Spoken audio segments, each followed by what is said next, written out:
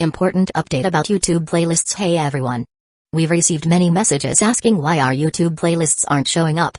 Do we create YouTube playlists? Yes, we absolutely do. So why can't you see them? Honestly, we're not sure. We've been in contact with YouTube support for several months now, but we still haven't received a clear answer or solution. After much discussion, our team has decided to take matters into our own hands. We believe the issue might be related to the number of playlists we've created on a single channel, possibly too many. Our solution? We're launching 2 additional YouTube channels, giving us a total of 3. This way, we can organize our audiobooks better and avoid the playlist visibility issue in the future. This change only affects our YouTube audience. If you're a patron supporter, you can still access all our audiobooks by visiting the collection menu on Patreon. Thanks so much for your time and continued support. Happy listening, and one more. Kagami Uchiha. In the Uchiha clan's territory, Kagami suddenly sneezed, startling the girl in front of him. The tricolored dango in her hand fell to the ground with a plop. Ah, I'm sorry, Yuko. Let me buy you another one. The girl shook her head, her black ponytail swaying slightly, her face flushed. No need, Kagami-kun. You've been under a lot of stress lately, so take care of yourself. Kagami scratched his head awkwardly. Taking care of you is the task the clan leader assigned to me. After all, you're his little sister. Actually. Yuko Uchiha clasped her hands behind her back, shyly rising onto her tiptoes. You don't have to treat this as a mission, Kagami-kun. Her beautiful eyes widened, a flash of courage passing through her dark pupils as she lifted her head. She planted a quick peck on Kagami's cheek before blushing furiously and dashing away, leaving Kagami standing there, utterly dumbfounded. Chapter 87, Restless Stirrings. Time slipped away in a hurry, and in the blink of an eye, half a month had passed. The entire Hidden Cloud village was in a state of tension and excitement. After all this time, they still hadn't waited for the return of the first Raikage. The higher-ups had dispatched dozens of search teams, but there was no trace of him whatsoever. The entire Hidden Cloud delegation, including the first Raikage and everyone else, had vanished without a trace. The villagers were in a state of panic, especially after the recent Eight Tails Rampage incident. At this moment, they desperately needed a leader to stabilize public morale. As time passed, unsettling speculations began to spread among the people. Could it be that the Raikage and his men were assassinated? But who has the courage? Who has the strength? Moreover, the Raikage went to the Hidden Leaf village for a banquet, and no one has seen them since. Huh? The Hidden Leaf? Could it be that Hidden Leaf village plotted against the Raikage? Did Hidden Leaf village plot against the Raikage? Hidden Leaf village killed the Raikage. The news suddenly spread like wildfire, and before anyone knew it, the entire Hidden Cloud village was abuzz with rumors.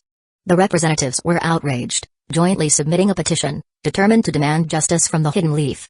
Just as the higher-ups were overwhelmed with worry, Elda woke up. The moment he awoke, he immediately convened a meeting at the Raikage building, with all high-ranking officials in attendance. Even the usually unruly Gold and Silver brothers obediently participated in the meeting, which couldn't help but make the various clans view him in a new light. I believe we should immediately launch a righteous invasion against the Land of Fire, attack Hidden Leaf village, and seek justice for Lord Raikage. What? Eruda, do you realize what you're saying? This can't be right, Eruda. Everyone knows you and Lord I are as close as father and son, but acting so recklessly is truly the behavior of a fool. Little Elda, I've watched you grow up. You're not usually this reckless. Elda slammed the table and stood up, delivering shocking words without hesitation. The Hidden Leaf has gone too far. Are we just supposed to endure it? Elder, I founded the Hidden Cloud village to protect cowards like you? Is this how you carry on the will of lightning? Hey, you're getting too worked up. At the very least, we should send someone to Hidden Leaf village to verify. How naive. If they did it secretly, why would they admit to it? Ginkaku interjected. Hidden Leaf village isn't the type of hidden village to act without taking responsibility, and I trust Lord Hashirama's character. The elder of the Yatsuki clan voiced his opinion. Kinkaku said solemnly. Trust me, this is just a waste of time and manpower. The Hidden Clouds village meeting was filled with hotheads, each holding their own opinions. The arguments grew increasingly heated until they were flipping tables, rolling up sleeves, and even shouting at each other in red-faced fury. In short, as soon as Elda's proposal was put forward, it was met with opposition from the majority. The meeting was temporarily adjourned, and the high-ranking officials parted on bad terms. 3 days later, the envoy sent to Hidden Leaf village vanished without a trace once more, and Elda convened a second meeting that very night. This time, he still stubbornly insisted on launching an attack against Hidden Leaf village, but opposition remained strong. The crowd grew increasingly agitated, their arguments escalating into heated clashes. In the end, Elda proposed that the dissenting high-ranking elders be voted upon, and they would personally lead a delegation to Hidden Leaf Village to discuss the matter and inquire about the whereabouts of the first Raikage and the Hidden Clouds Village envoys. A week passed, and the dispatched elders also lost contact, never to return again. The third meeting was convened. The Leaf Village has truly bullied us too much. Just because they have Hashirama Senju, do they think they can oppress us at will? This time, there were far fewer voices opposing Elda's angry outburst. This must be an accident, right? After all, the rogue ninjas in the Thunder Gorge have been quite rampant lately. What do you think? Should we send out another squad to try? Kinkaku muttered. Trust me, don't throw your lives away. It's completely useless. Kinkaku flashed a provocative smile. Elder Night Moon, why don't you lead the team this time? The elderly man, nearly 60 with a face weathered by time, immediately fell silent. Many astute individuals had already assessed the situation and quietly begun choosing sides. But due to Hashirama Senju's formidable reputation, many feared the future of Hidden Clouds Village would be snuffed out entirely, making it impossible to reach a unified consensus. Yet the scales of the situation had already begun to tilt, with most rallying behind Elda's proposal, their resentment towards Hidden Leaf Village growing ever stronger. Until 3 days later, when news reached Hidden Clouds Village. The first Hokage of Hidden Leaf Village, Hashirama Senju, revered as the god of shinobi, has exhausted his lifespan and passed away. The elders convened another meeting, with the agenda still focused on the proposal to attack Hidden Leaf Village.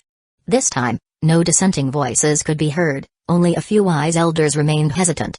If anyone has any concerns, feel free to voice them. Elda tapped the table. Let me add that just yesterday, this proposal has already received the approval of the daimyo-sama. Well, while it's important to attack Hidden Leaf Village, and they must give us justice no matter what, but without a leader, we're bound to face setbacks from the start. Elda smiled faintly. Simple, I'll just become the Raikage. The direction of the meeting shifted, and the high-ranking officials, being decisive by nature, immediately began voting.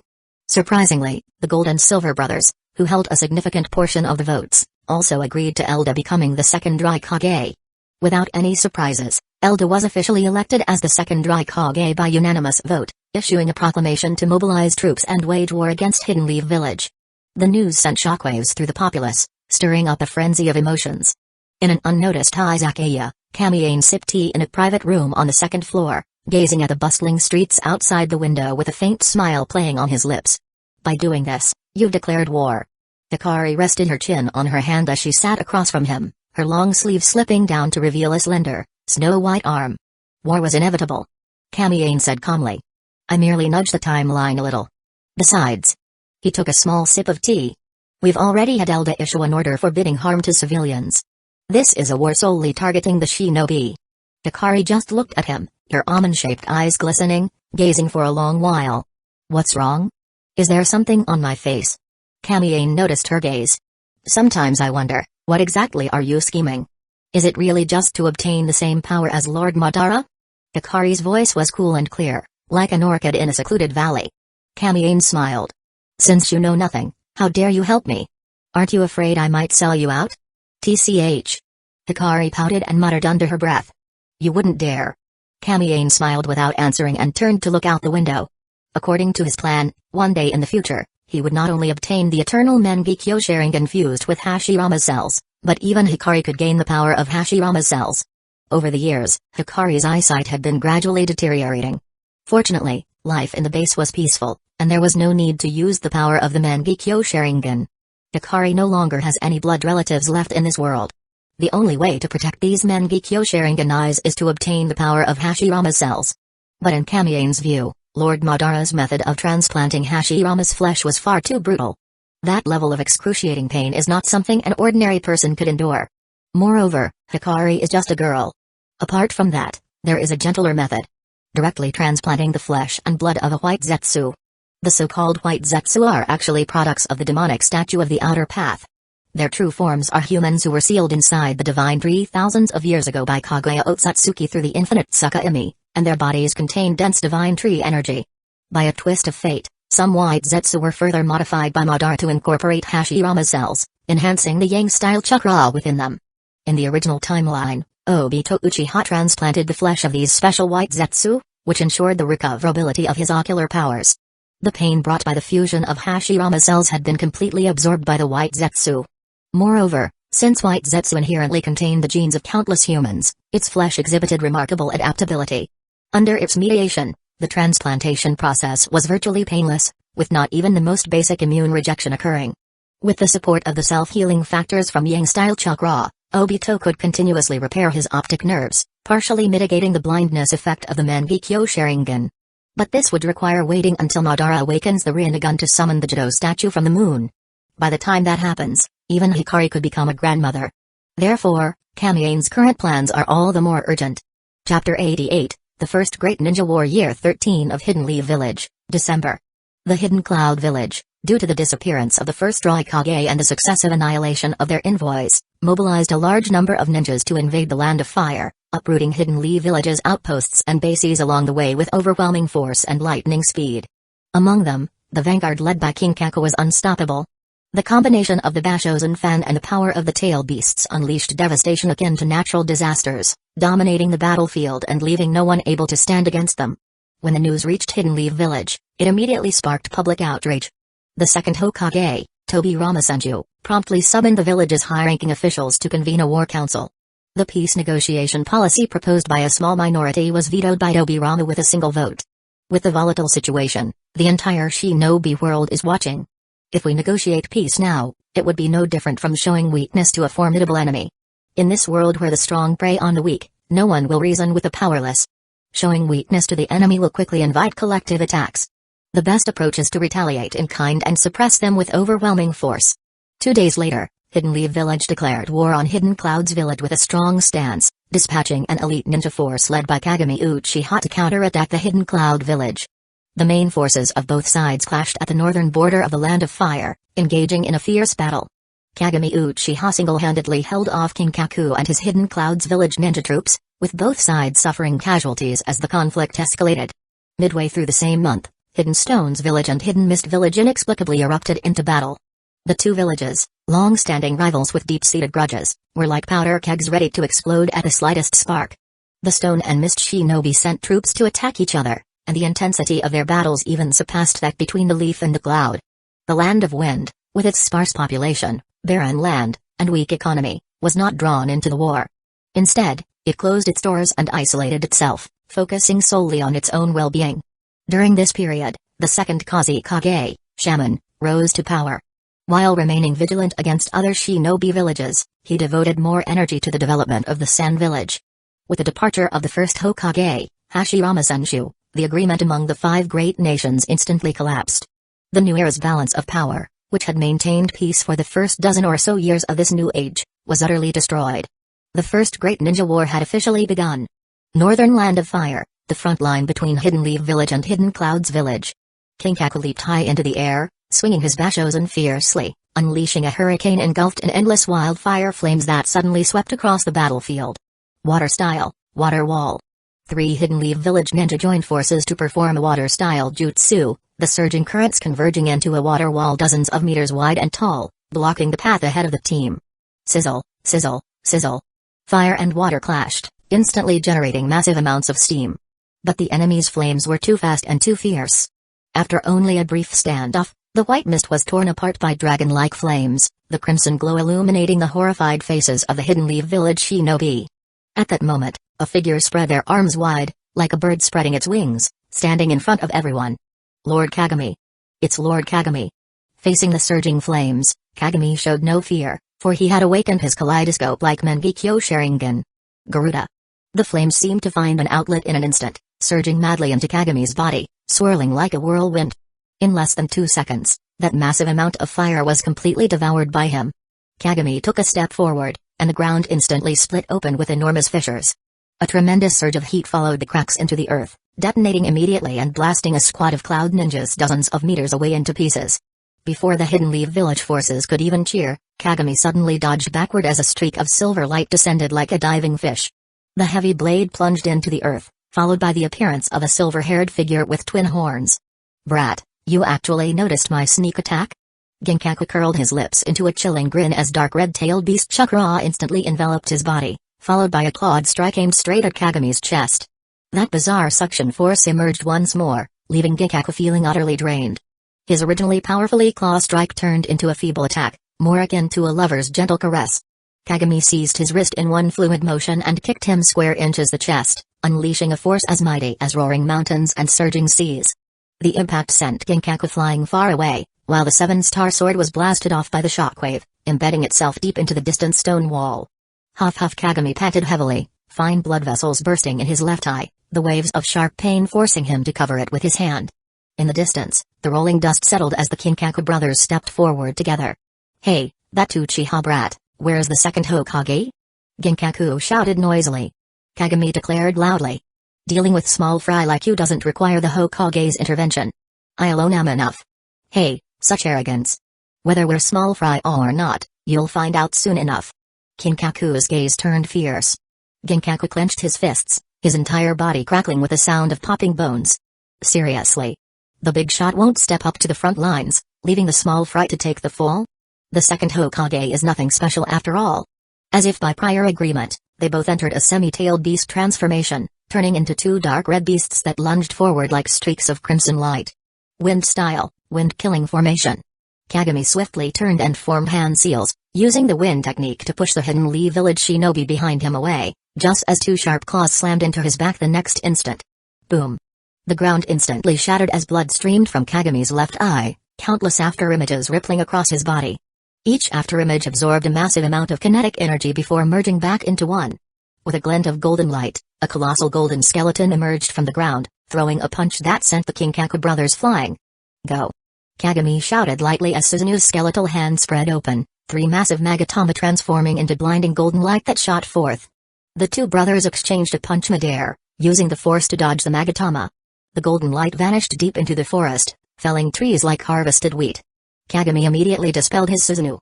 The Kinkaku brothers landed simultaneously, both raising their long tails as they tilted their heads back to gather tailed beast balls. Kagami took a deep breath, his gaze calm yet sharp. He stood with his legs apart, and as his hand seals shifted, a kunai hovered before his eyes. Whoosh! Whoosh! Two dark purple orbs the size of fists instantly tore through the air, transforming into straight crimson beams that shot forward, pulverizing everything in their path into dust. As the tailed beast bombs reached Kagami's position, a resonant hum echoed as space rippled like water. Layer upon layer of inky black sealing formulas emerged, wrapping around the two bombs like a spider's web before devouring them completely. Flying Thunder God, guiding thunder. 100 miles away, dark-colored seals materialized out of thin air, and two tailed beast balls erupted from the distorted space, triggering towering explosions. Well done, Lord Kagami. With Lord Kagami here, we are sure to be victorious. Yet, facing two monsters gathering energy for another tailed beast bomb, Kagami wore a grave expression. "Everyone, retreat in formation B," he shouted. The sound waves rolled out, reaching every corner of the battlefield. Instantly, the Hidden Leaf village shinobi who had been fiercely battling the Hidden Clouds village ninja abandoned their current opponents and converged toward Kagami's location. They hurled chains in unison, interlinking their bodies like a fishing net. Kagami reached out, gripping one end of the chain while forming the hand seal with his other hand. Flying Thunder God technique. In an instant, most of the Hidden Leaf village shinobi, including Kagami, vanished simultaneously as two tailed beast balls came crashing down, engulfing the Hidden Leaf village stronghold in a massive explosion. The battlefield was shrouded in thick smoke. Apart from a few scattered Hidden Leaf village ninja who hadn't managed to retreat in time and the strewn corpses, 60% of the main Hidden Leaf village forces had successfully withdrawn. A lookout post hundreds of miles away. A group of people appeared out of thin air, with Kagami collapsing right beside a kunai, exhaustion written all over his face. Not good. Damn it, call a medic ninja. Idiot, now is the time to escort Lord Kagami to rest. Watching the flustered crowd, Kagami no longer had the energy to explain that his sudden exhaustion was due to depleting most of his chakra. He simply let them carry him back to the camp. Kinkaku and Ginkaku? We failed. We couldn't hold the front line. Ah, if only my ocular powers were stronger, as strong as his, maybe I could have stopped them. Chapter 89, Not Optimistic. Year 13 of Hidden Leaf Village, year end. Leaves fell in profusion as the weather grew colder, and the withered yellow grass was already covered with a layer of white frost. A month had passed since the invasion of the Land of Fire by Hidden Clouds Village. The main forces of both sides clashed fiercely in the north, with victories and defeats on both sides. But as Ginkaku joined the battlefield, the scales of victory instantly tipped in Hidden Clouds Village's favor. As the frontline commander, Kagami Uchiha was no match for the two brothers and suffered successive defeats. Faced with the fierce onslaught of the enemy, he decisively abandoned their position to preserve the lives of more comrades.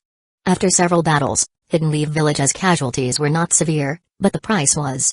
The main forces of Hidden Cloud's village had already advanced deep into the heart of the Land of Fire. Under Kagami's leadership, Hidden Leaf Village's vanguard forces retreated entirely, with the entire army falling back to Kikyo Pass to defend it strictly and hold their ground. When this news reached Hidden Leaf Village, the higher-ups immediately erupted into chaos.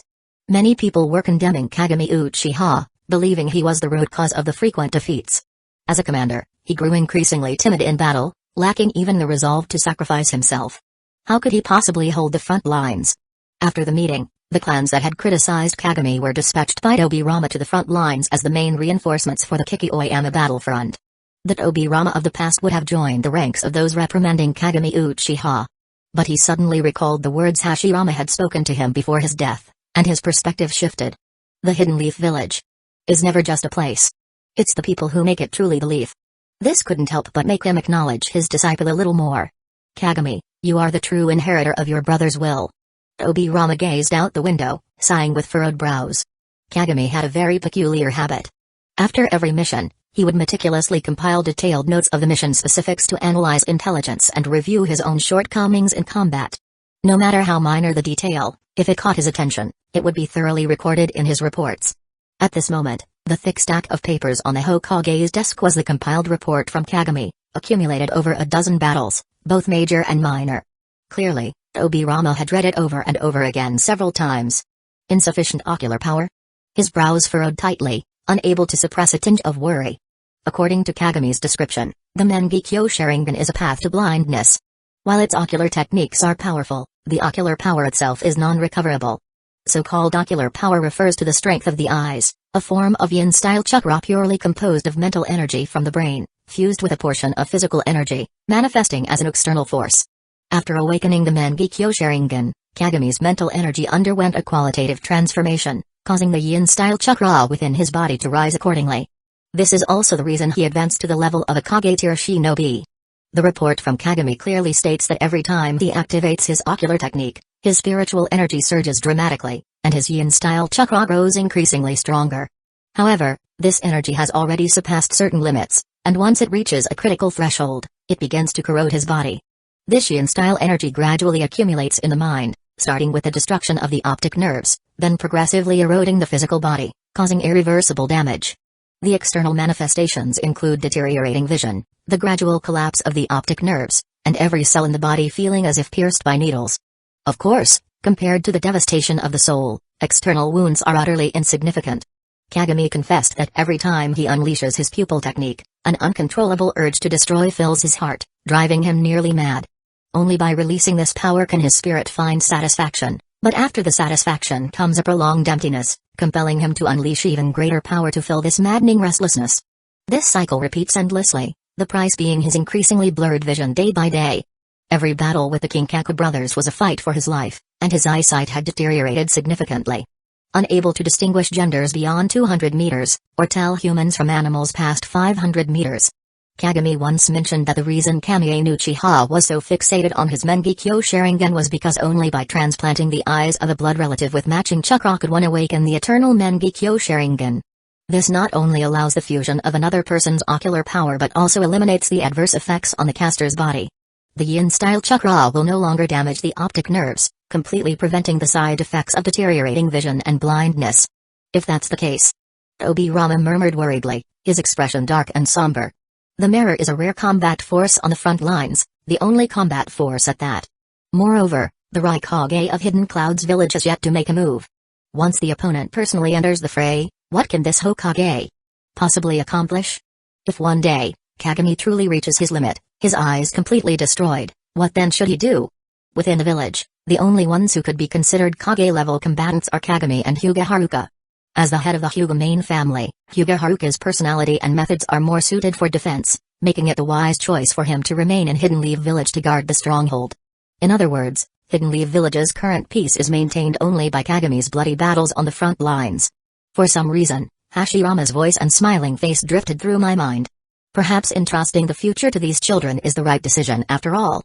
That morning, As he gazed down at the mountains, his laughter was so carefree, a kind of ease that radiated from within. Obirama was absolutely certain. That expression was one he had only seen when Hidden Leaf Village was first founded. How cunning. Rushing off like that and leaving this mess to me. Obirama snorted coldly to himself before letting out a long, quiet sigh.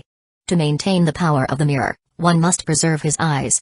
Seize the eyes of Kamiye no Uchiha and achieve eternity. But this is clearly impossible. He is the one who defeated my elder brother, and calling him the strongest of this era is no exaggeration. What can the weakened Hidden Leaf Village possibly do now? If not for the unique pupil technique of the mirror, that guy would have succeeded long ago. To be honest, the reason Obirama is so apprehensive is that he fears one day Kamiye might suddenly go berserk and join the battle. If that happens, the entire shinobi world would be thrown into chaos by him. Could it be that we really have to try transplanting Big Brother's flesh and blood into the mirror? In fact, he had long wondered. If the Mangekyo Sharingan damages the optic nerves and destroys body cells, wouldn't the risk of blindness be avoided if those cells possess the same constant regenerative ability as his elder brother? But this information came straight from Kamiye no Uchiha's mouth. He couldn't guarantee at all whether this guy would stab him in the back during the war, nor could he be sure if there was some conspiracy involved. Yet, having his disciples fight desperately outside while he, as the Hokage, could only hide in Hidden Leaf Village and cling to survival, tormented his heart endlessly. Although the villagers didn't say it outright, he could sense that some people were already starting to have reservations about him as the Hokage. Though he maintained a respectful facade, the faint trace of disdain in his eyes was as clear as day to him. Big brother, what should I do? Time slipped away as Obirama wrestled with his shame and indecision. Chapter 90, Women hold up half the sky on the front lines. Ever since Hidden Leaf Village's main forces retreated to Kikyo Mountain, the Cloud Ninja's offensive has weakened considerably. Perhaps due to Commander Kagami's effective leadership, or perhaps the enemy forces knew when to retreat, the opposing Gold and Silver brothers had already set up camp outside Kikyo Pass, beginning a siege. The siege lasted a full week. As the year drew to a close, Kagami personally led a unit out of the city to scout.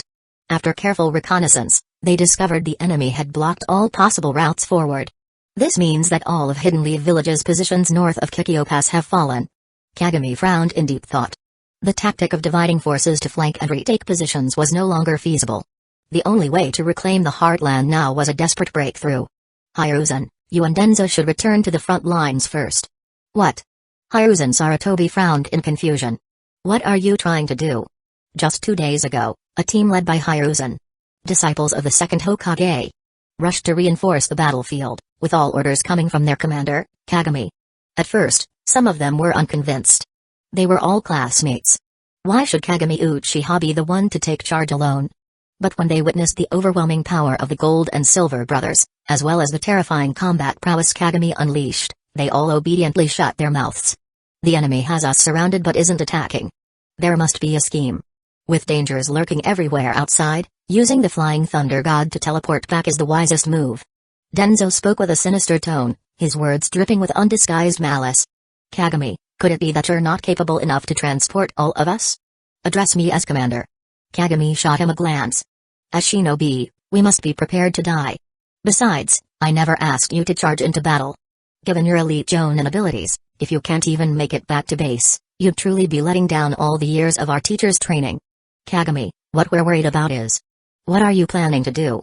Koharu pushed Denzo aside, shooting him an annoyed glare before turning back to Kagami. You're the commander now. Every move you make affects all our lives. Don't worry, I'm strong enough to protect myself. I just want to test whether I can infiltrate the enemy's headquarters and carry out a decapitation strike, Kagami said slowly, enunciating each word. But if I have to bring you all back, it'll consume too much chakra, and then the decapitation strike won't be possible. What if something happens to you? Hiruzen frowned. Let me go with you so we can watch each other's backs. What? Denzo immediately looked at him as if he were an idiot. Hiruzen, have you lost your mind? What kind of strength do you have? You'd just be a burden. Hiruzen's voice carried a hint of anger. I just want to do my part for the village. You can't pile all the pressure on him alone. As soon as these words were spoken, the group exchanged bewildered glances. Denzo still wanted to say something, but the words died on his lips, swallowed back unspoken. I know my abilities don't measure up to Kagami's, but at the very least, I have the resolve to sacrifice myself at any moment. Hiruzen declared firmly. This is my duty as the Hokage's disciple. Enough. I will carry out the decapitation strike. The rest of you return to base immediately. That's an order from your commander.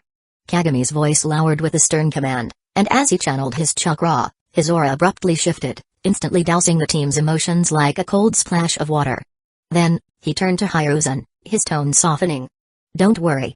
With my Flying Thunder God technique and ocular abilities, we can retreat at any time. After just a mere month on the battlefield, his demeanor had undergone a dramatic transformation. No longer the meek and humble figure from before. His eyes now carried a chilling, steely resolve. Intimidated by his imposing presence, they could only nod helplessly and set off back to the Kikyo Mountain stronghold. Kagami, however, walked alone in the opposite direction. At noon, a piece of news reached Hidden Leaf Village, leaving all the higher-ups in silence. In the Hokage building's conference room, you could hear a pin drop. Everyone, including Tobirama Senju, stared at the letter on the table with complex expressions, frowning in silence. The atmosphere dropped to freezing point, yet no one dared to break the silence.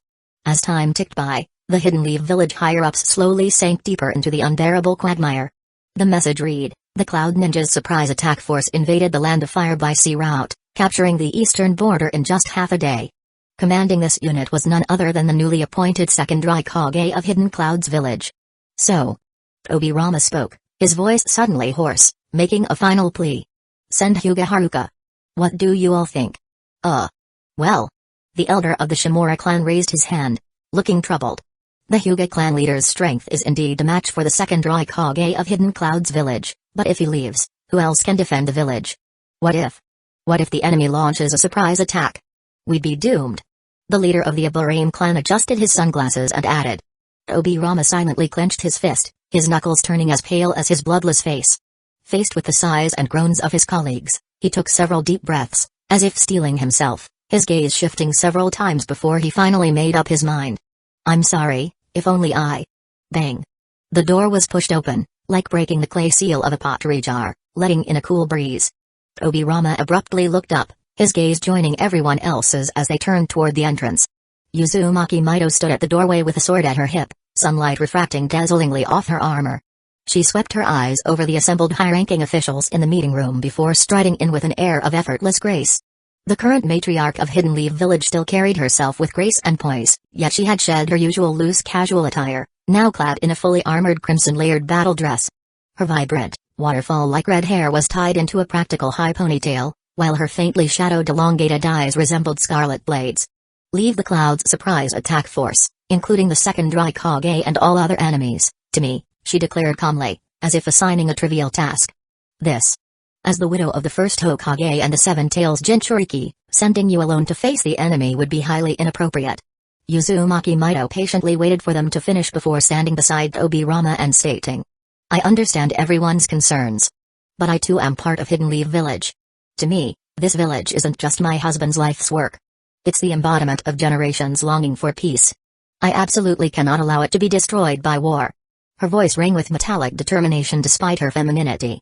Moreover, in terms of both capability and status, there's no one more suitable than me for this task. Under her insistence, the higher-ups ceased their dissuasion. Soon, she would lead a unit to intercept the enemy and face the second Raikage in battle. The meeting concluded, and the attendees departed one after another. The vast conference room was left with only Tobirama and Mido. Tobirama, the times are completely different now. Never apologize to them, no matter what. Mido whispered softly. Even if you were truly at fault, there's no need to apologize. Because you're the Hokage now. Mido said. Morale is fragile, it could shake the very foundation. Tobirama let out a long breath and nodded slightly. I understand. And above all, never attempt to use that jutsu which summons the dead. Mido's eyes revealed a trace of sorrow. Hashirama has fulfilled his wishes, his life was complete. Let him rest peacefully in the Pure Land. I don't want to see the disappointment in his eyes. Chapter 91, Decapitation Operation. Late at night, at the Kikyo Mountain front lines, the Hidden Clouds Village headquarters. A ghostly figure weaved through the wartime tents as if entering an unguarded realm. Ignoring the patrolling guards, his movements resembled a soaring wild goose. Light and fleeting. Everyone he passed collapsed silently, swiftly kicked into the bushes. In mere moments, he approached the enemy's main tent. Kagami Uchiha held his breath, crouching low, his sharp and calm gaze resembling a leopard poised to strike. Within the Sharingan's field of vision, the brightly lit curtains cast the faint shadow of a figure. It was a figure with horns on its head, sprawled over the military desk, its burly body rising and falling rhythmically with steady breaths, as if in deep slumber. Kagami locked onto that figure, pushed off with a foot, and shot forward like an arrow. He pierced straight through the tent, the Suzunu's skeleton materializing a gleaming golden blade that bisected the silver-haired figure in an instant. The sword's momentum didn't falter, cleaving the entire tent in two. Bang! Kagami's eyes narrowed as Kinkaku's body dissipated into white smoke. At the same moment, countless footsteps echoed outside the tent. The leader, his aura profound and golden hair cascading, gave a slight wave of his hand. Hundreds of cloud shinobi dispersed with practiced coordination, surrounding Kagami Uchiha in a tight circle. Kagami slowly turned his head, the Mangekyo Sharingan blooming with a haunting crimson glow under the moonlight. The skeletal frame around him dissolved into golden light. "You noticed me long ago? People always overlook my delicate inner self because of my strong physique." Kinkaku raised his hand, idly fiddling with the kunai in his grasp and the stone marked with a special technique. "Taijutsu is my talent, but sensory ninjutsu is also my passion." "That's..." Kagami narrowed his eyes slightly. "My flying thunder god mark." Kinkaku let out a sinister laugh, rubbing his hands together as the rocks crumbled into dust, and all the flying thunder god kunai shattered into iron filings. Without any further words, the battle erupted in an instant. SSKRRT. Behind Kinkaku, two cloud ninjas swung their blades simultaneously, the glinting steel entwined with chaotic electric arcs under the moonlight. Yet, their strikes were not aimed at Kagami, but instead slashed in unison across Kinkaku's formidable back muscles. The blade sank 3 inches into flesh, sending scalding blood splattering onto two expressionless, vacant faces. At the same time, chaos erupted within the cloud ninja ranks as they turned on each other in mindless slaughter. Swords clashed, sparks flew, and the thick stench of blood quickly dyed the earth crimson. "Fools, I told you not to look into his eyes." Kinkaku turned leisurely, his massive hand clamping down on the heads of his two subordinates. Since you fell for it yourself, you can't blame others." His fingers tightened, and the heads of his two subordinates burst like watermelons, blood splattering everywhere. With a sudden movement, he swung a palm as large as a cattail leaf fan toward Kagami Uchiha. At the start of the palm strike, there was nothing unusual, but as it progressed, a dark red hue spread from the palm, quickly covering the hand and arm. Then, like a beast shedding its fur, 6 long tails burst from the body, muscles bulging and crimson exposed. With a dull thud, Kagami stood unmoving, allowing the palm to strike the top of his head. As countless afterimages rippled outward, he grabbed the opponent's arm in return, his entire body erupting in golden light, unleashing a point-blank Yasaka Magatama. Kinkaku was instantly blasted away. He stood up from the shattered rocks, his abdomen dripping with fresh blood that steamed with billowing heat. As the tailed beast Chukraku coalesced, his injuries healed completely. With a roar, he charged forward once more. Kagami remained waiting in place, but when Kinkaku swung his claw down, the 6 long tails suddenly swayed. Kinkaku's burly figure brushed past Kagami's head like a dragonfly skimming the water, landing atop the tent. "Hey, noticed it, did you?" Kagami smiled faintly as he pulled out 2 thick stacks of explosive tags from his waist pouch, the central explode characters igniting in unison. "But unfortunately, it's useless." In an instant, a massive explosion engulfed him, yet the shock wave did not spread outward. Instead, all flames collapsed inward, condensing into a burning humanoid figure that was completely absorbed by Kagami. Immediately after, golden light rippled as a colossal golden skeleton projected from his body. Flesh filled the gaps between the bones, and the second stage Suzunu took form in an instant. "It's not over yet." Kagami stood amidst the how-bodied giant, suddenly clenching his fingers as the accumulated energy within him surged out in one go. The shockwave abruptly expanded, the ground torn apart by the fierce wind. Scales rapidly armed the how-bodied giant, solidifying into tangible Krotang armor. A dense golden light erupted violently, illuminating the entire hidden cloud base as bright as day. Suzunu, 3rd stage. At this very moment, Kagami's heart was filled with an intense desire for destruction.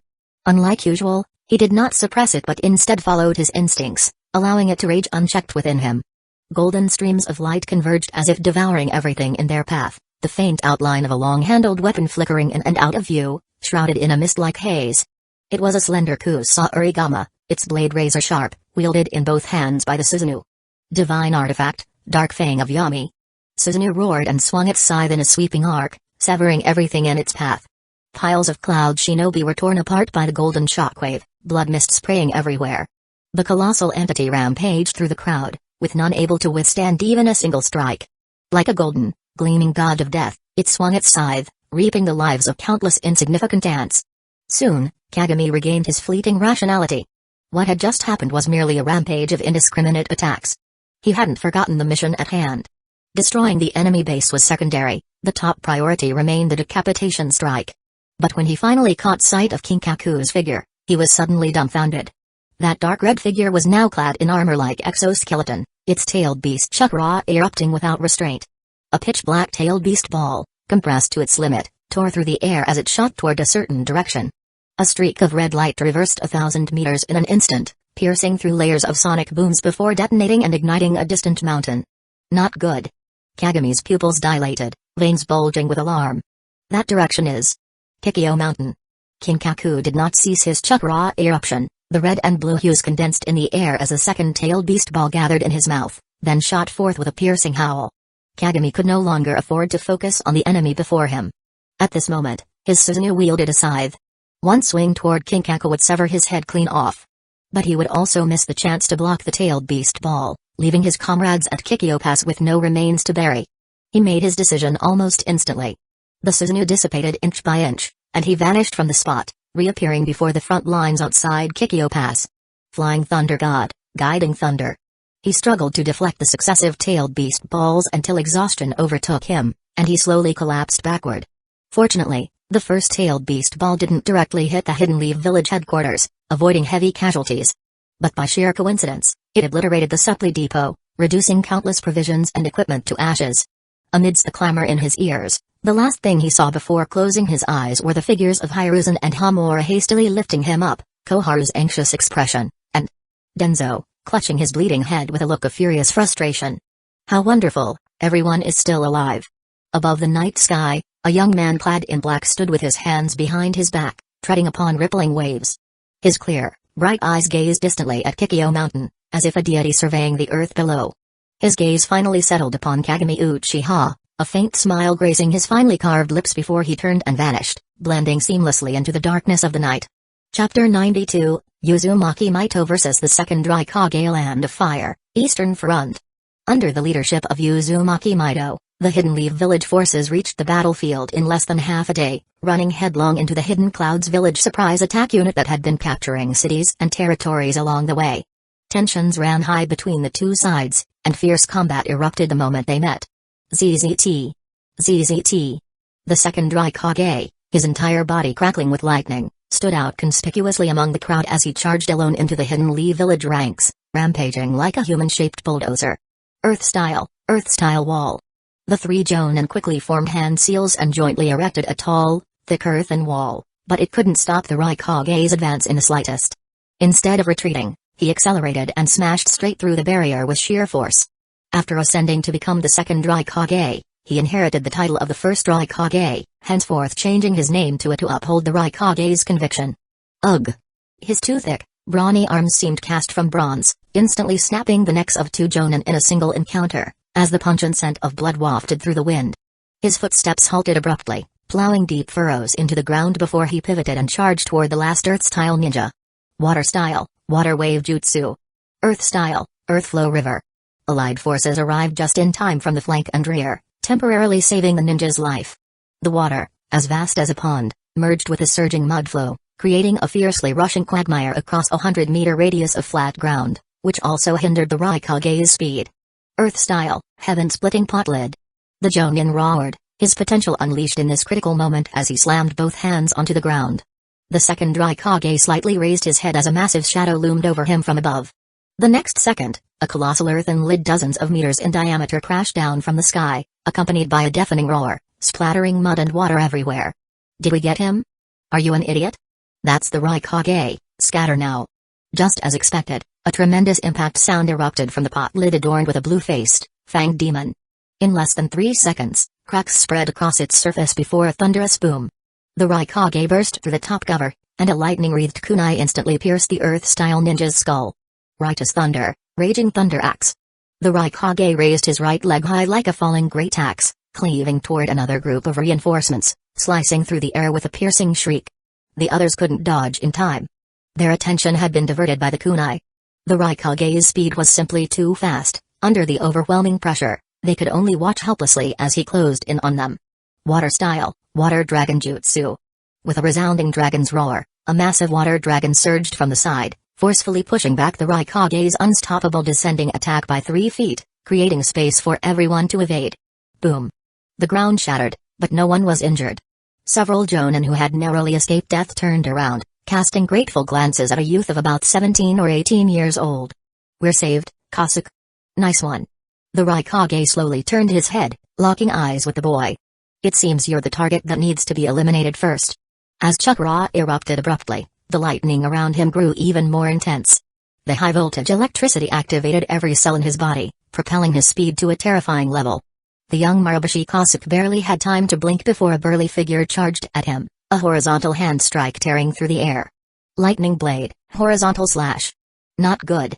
At the critical moment, a delicate hand reached out from behind and lightly pulled on his shoulder. With a gentle yet powerful force, Kasuke was flung away. In his blurred vision from the high speed, a slender and graceful figure flashed past him, her red ponytail dancing like a sprite. Facing the thunderous light was a fair, jade-like hand. Boom. Their palms collided with tremendous force, unleashing a violent shockwave that tore through the ground and sent debris flying. The Raikage was sent flying like a bolt of lightning, his feet skidding across the ground until he finally came to a halt after sliding over a dozen meters. He discreetly shook his numb arm. For the first time in his life, he had been sent flying by a single strike from a woman. Monstrous strength? His eyes narrowed slightly as he studied the valiant woman before him. "You are Mido Uzumaki, the wife of the first Hokage?" Mido's voice was coldly elegant, carrying the authority of one who stood above others. "In the past, you would have addressed me as Lady Mido. Times have changed." The Raikage growled in a muffled voice. "Trespassing on our border so brazenly warrants death." Mido's vermilion lips parted slightly as an immense chakra surged from her delicate frame, materializing into a translucent crimson cloak. "The rumors are true. You can indeed suppress the 7 tails within you at will." The Raikage's eyes gleamed with newfound caution. Mido wasted no words on him, her figure agile and ethereal, a jade-like leg whipping through the air like a long whip, leaving after images as it lashed toward the Raikage's head. The Raikage immediately bent down, dodging the whip-like kick while bending his knee to push off the ground, his head-butt slamming fiercely into Mido's abdomen. This wild move vividly embodied the combat style characteristic of Hidden Cloud's village. At the critical moment, a pair of radiant, enormous insect wings burst forth from Mido's back, their entire form crystal clear like emerald jade. With just a slight flutter, her figure shifted horizontally through the air, effortlessly leaning back. Lightning flashed as the Raikage's charge narrowly grazed past the majestic twin peaks. Crackle. With a golden flash, under the cover of insect wings, over a dozen pale golden chains extended from Mido's back, effortlessly entangling the Raikage's legs. Mido's wings fluttered into afterimages as she shot straight into the sky, dragging the Raikage along. "Damn it, my chakra is sealed." The Raikage's face turned ashen as the lightning-style chakra coating his body slowly faded. Watching the ground grow increasingly distant, a fierce resolve surged in his heart. He simply grabbed the chains and yanked with sheer physical strength. The momentum slowed, and Mido's figure came to a momentary halt. At that very moment, a massive bolt of lightning split the night sky, striking both of them, the deafening thunderclap nearly rupturing eardrums. Mido let out a muffled groan as countless tiny electric arcs invaded her body's surface, causing temporary paralysis. The chakra chains loosened in response. Seizing the opportunity, the Raikage broke free from his restraints. Far from harming him, the lightning had actually invigorated him. Years of tempering his body with electricity had granted him exceptional resistance to thunder. In stark contrast, Mido's delicate frame emitted wisps of scorched smoke as she plummeted uncontrollably, landing on the ground at the same time as the Raikage. Mido landed with a standard superhero-style pose, her snow-white, slender legs making a stunning appearance. Thanks to the tailed beast chakra covering her body, she didn't sustain much damage, though her armor was severely damaged. She immediately released her chakra, dispelling the lightning that had invaded her system. The thick smoke before her instantly parted to both sides as the Raikage charged at her once more. The pale blue lightning illuminated a pair of calm, beautiful eyes and her serene, unreadable face. The Raikage reacted swiftly, his gaze dropping to discover inky black seals spreading from his palm. In an instant, the dark symbols formed an intricate array that enveloped his entire body. What? His pupils contracted. Could it be from that moment? He suddenly recalled the earlier moment when he had clashed palms with Mido. Sealing technique, self-cursing binding. The Raikage sensed something was wrong. The sealing formulas on his body suddenly flared with light, and a strange sensation surged from within. His entire body felt as if petrified, losing all control. At that very moment, a faint floral breeze flashed by as Mido, already in a punching stance, appeared before him in an instant. Suddenly, an invisible hurricane tore through the earth, forming a wind wall that blocked the Raikage's path. Mido had no choice but to withdraw her attack and defend herself, blown back over a dozen meters by the fierce gale. A figure landed beside the Raikage. Towering with silver hair, twin horns protruding from his head, his face bore a trademark smirk of defiance, and in his hand, he gripped a crimson feathered fan. Genkaku. Mido's delicate brows furrowed slightly as a wave of doubt rose unbidden in her heart. Shouldn't he be at the front lines in Kikyo Mountain? But since we're here now, none of that matters anymore. She steadied her breathing, casually plucking a flexible twig to tie up her loose crimson hair. As her hands lowered, dense-tailed beast chakra once again enveloped her entire body, her battle skirt fluttering as if stirred by an unfelt wind. Secret technique, scale powder concealment jutsu. She parted her moist, crimson lips, and countless glittering scales surged forth with the howling gale, instantly enveloping a vast swath of the cloud ninjas. Chapter 93, True Recognition. In the early morning, as dawn barely broke, the faint morning light pierced through the dark clouds, casting a warm hue over the deep blue sky. Kagami rubbed his eyes as he stepped out of the tent, having recovered most of his energy after several hours of rest. He stretched with a yawn in the crisp, chilly air, exhaling puffs of white mist. Outside the tent, people came and went in a flurry, all Hidden Leaf Village shinobi moving with urgency. Last night, King Kaku's tailed beast bomb had destroyed the food stores and armory, with part of the barracks also affected. Repair tasks and cleanup operations were now in full swing. Kagami rubbed his eyes, doubting what he saw. The camp now held many more people, with hundreds of new camping tents added to the barracks. Familiar clan crests caught his eye one after another. Nara, Yamanaka, Okimaki, Hyuga, Aburame. Reinforcements? If it's just backup, this lineup is a bit too luxurious. Is the village really okay with this? Kagami was full of doubts. Damn it, I accidentally rested for too long. In the distance, Hamura and Koharu, who were in charge of the cleanup, were swamped with work. Denzo's head was wrapped in thick bandages, his face stark and silent, lost in thought. Fortunately, Hiruzen Saratobi, who was assisting with moving supplies, noticed him and quickly ran over. Kagami, how's your recovery going? Almost there, but I need to finish writing the mission report first before I can help you all organize the camp. Kagami nodded, suddenly looking somewhat ashamed. I'm sorry.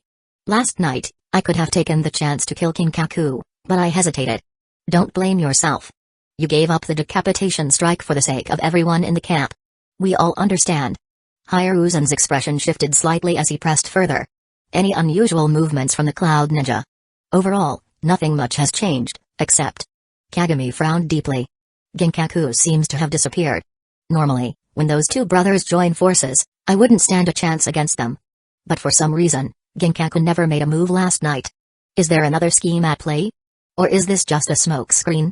No, I must get this intelligence back to Hidden Leaf Village. With that thought, he immediately turned and entered the tent, preparing to write his mission report. Hiruzen seemed to remember something and quickly called out to him. Kagami, the intelligence squad sent an urgent message this morning. The Hokage wants you to return to the village. Back to the village?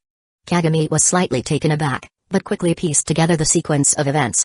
The additional reinforcements that had appeared in the camp this morning were likely there to replace him in guarding the base. With that thought, he didn't dare delay and immediately activated the Flying Thunder God technique, returning to Hidden Leaf Village.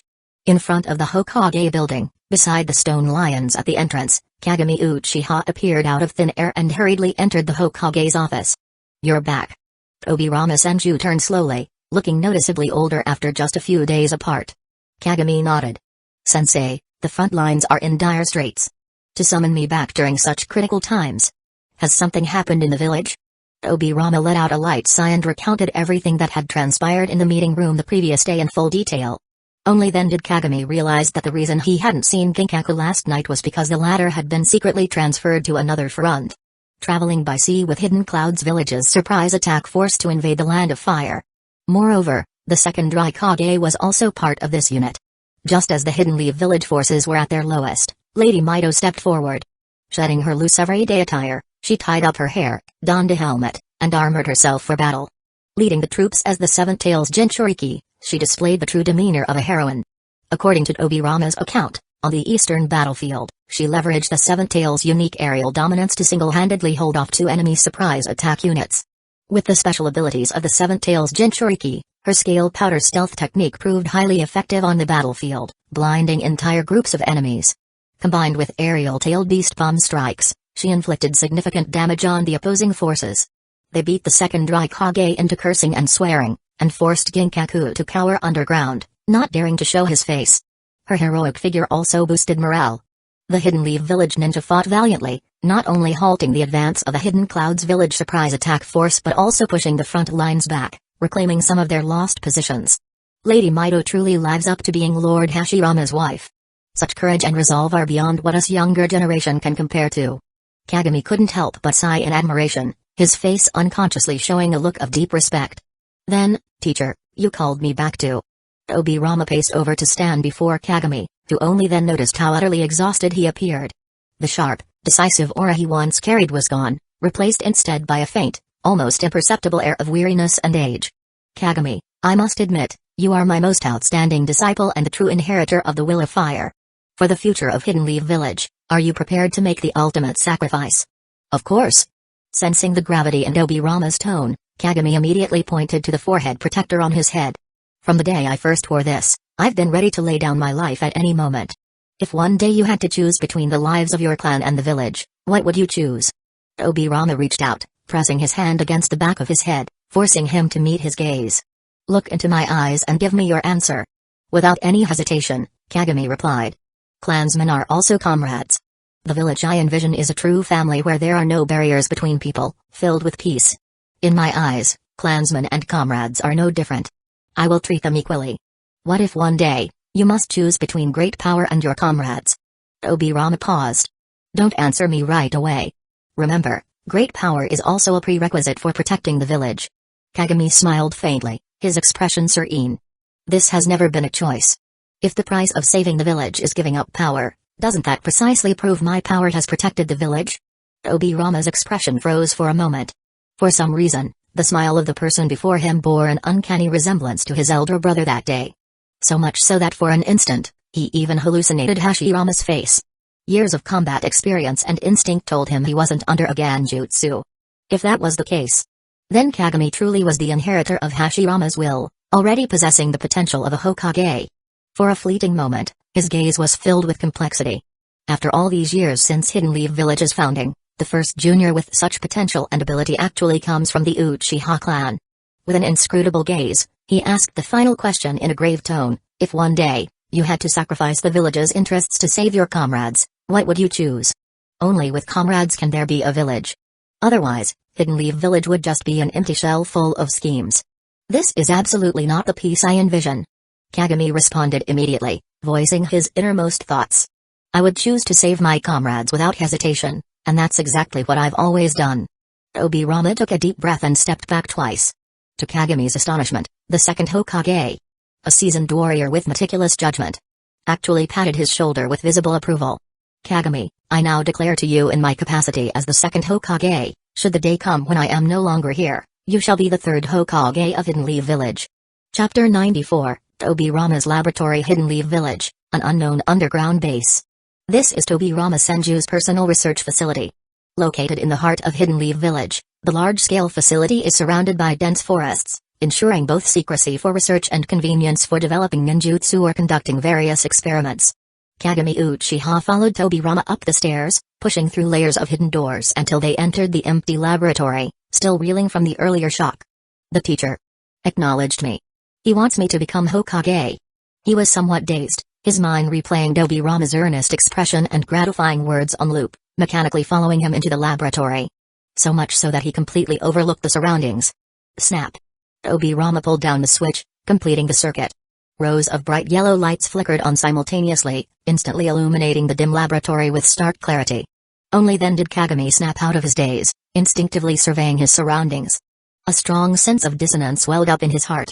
The first thing that caught the eye was a massive central control console, covered with flickering screens and buttons, connected to various experimental equipment through intricate and complex circuitry. Specially designed sealing devices for ninjutsu development, chakra analysis instruments, and over a dozen types of biochemical experimental equipment whose names he couldn't even guess. If it weren't for Tobirama's explanations by his side, he might have mistaken them for some kind of combat machinery. Dust particles floated in the beams of light, and the air was filled with a peculiar mix of metal and medicinal scents. Rows of refrigeration units and filing cabinets flashed by on either side, while through the glass storage cases, one could see various test tubes, petri dishes, and colorful reagents. Kagami felt dazzled, now standing at the heart of the laboratory. Further inside, the lab was divided into several well-organized sections. Rest area, herb area, training area. Listening to Tobirama's casual introduction, it seemed each zone served a distinct purpose. Kagami's mouth hung open as he stared at his teacher in astonishment, as if seeing him for the first time. Despite the lab being equipped with advanced technology, Tobirama still preserved some traditional elements, such as the Senju clan emblem, ninja tools, and some ancient scrolls and books hanging on the walls. This made Kagami breathe a slight sigh of relief, realizing he was indeed still in the shinobi world.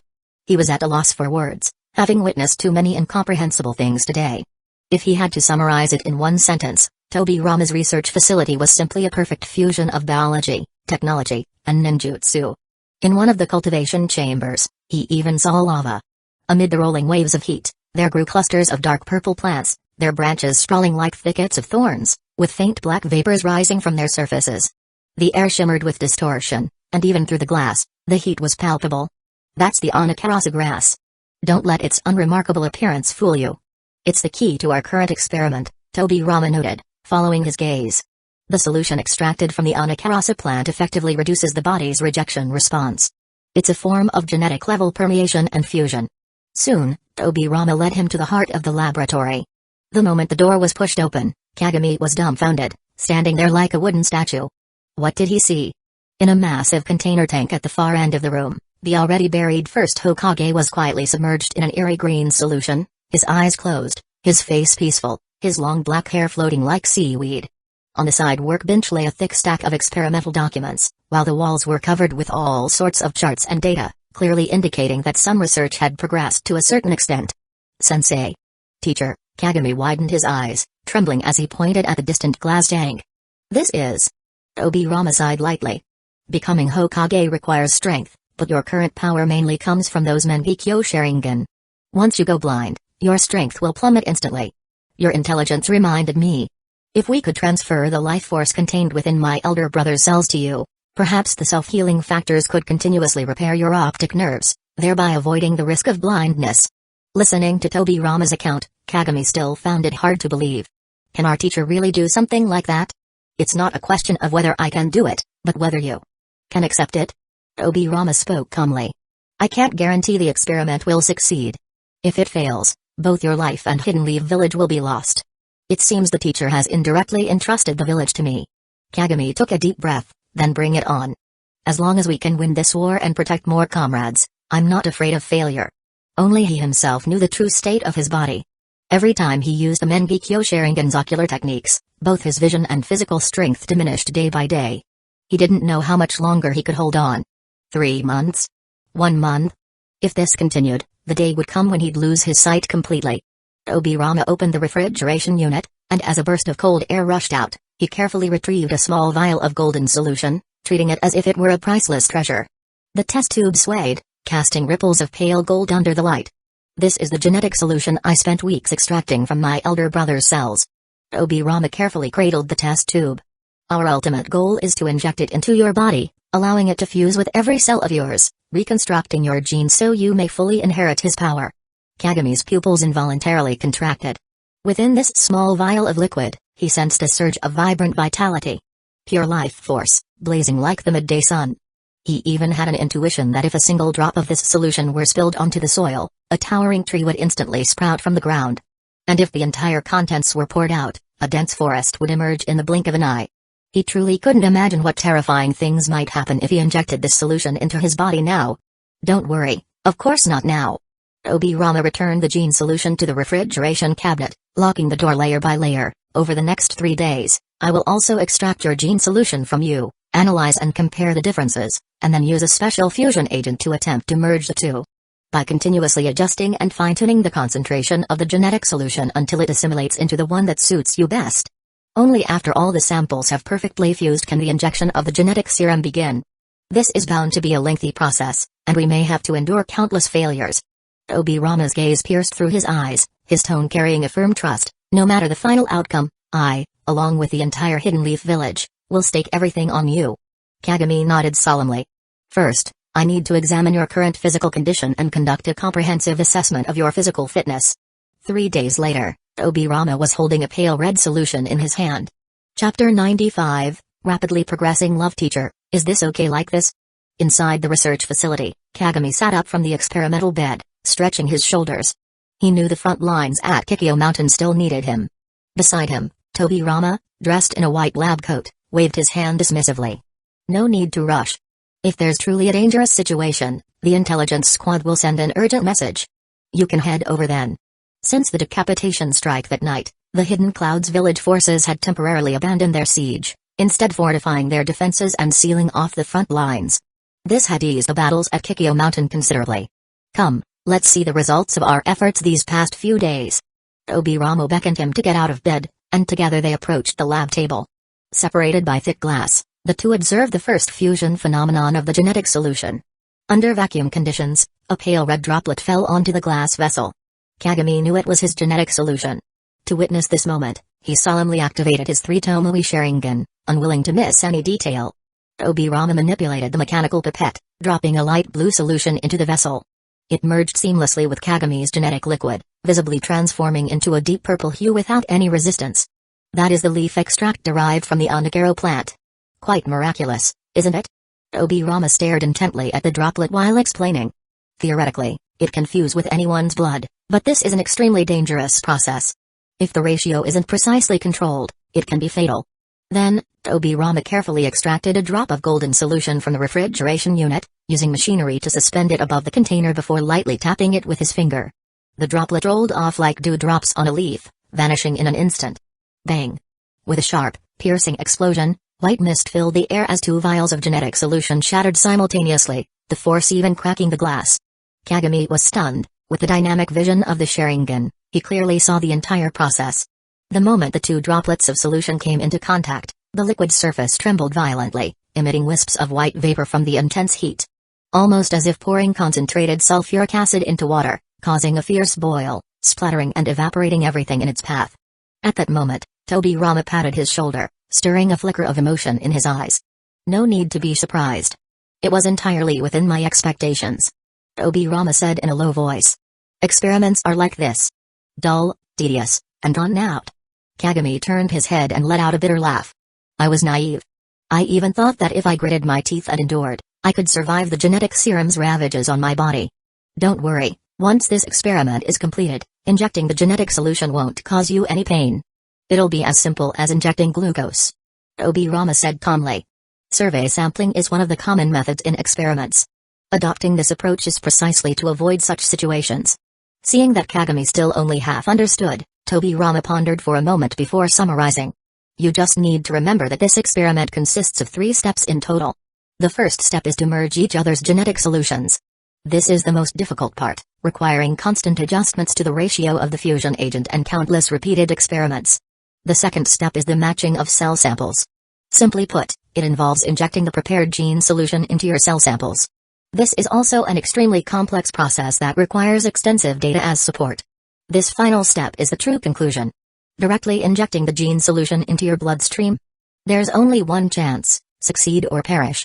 Obirama glanced at Kagami. But you don't need to worry too much. If the first 2 steps are completed successfully, the third step shouldn't be a problem either. The probability of perfect fusion is as high as 98%. Next, Obirama resumed his experiments, muttering under his breath, whether to Kagami or to himself, the concentration of the Onigate juice still needs adjustment, and the dilution ratio of the genetic solution also varies greatly. For the next week, no urgent news came from the front lines. It was as if everyone had gone home for the new year.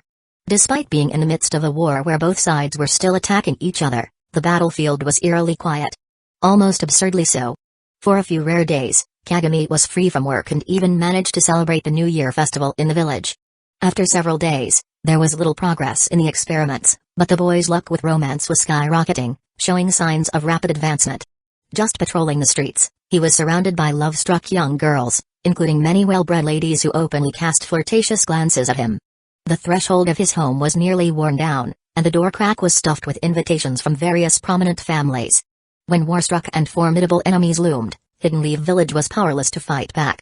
At the brink of life and death, he stepped forward, leading the vanguard to confront the enemy forces. Holding his own against two opponents, he not only restored morale but also showcased Hidden Leaf Village's valor. These days, Tobirama seems to have made it public that he intends to pass on the title of third Hokage to him. Whether it was long-buried affection or the tense atmosphere of war acting as a catalyst, Kagami quickly progressed in his relationship with Yuko Uchiha, the younger sister of the Uchiha clan leader, and they soon became a couple.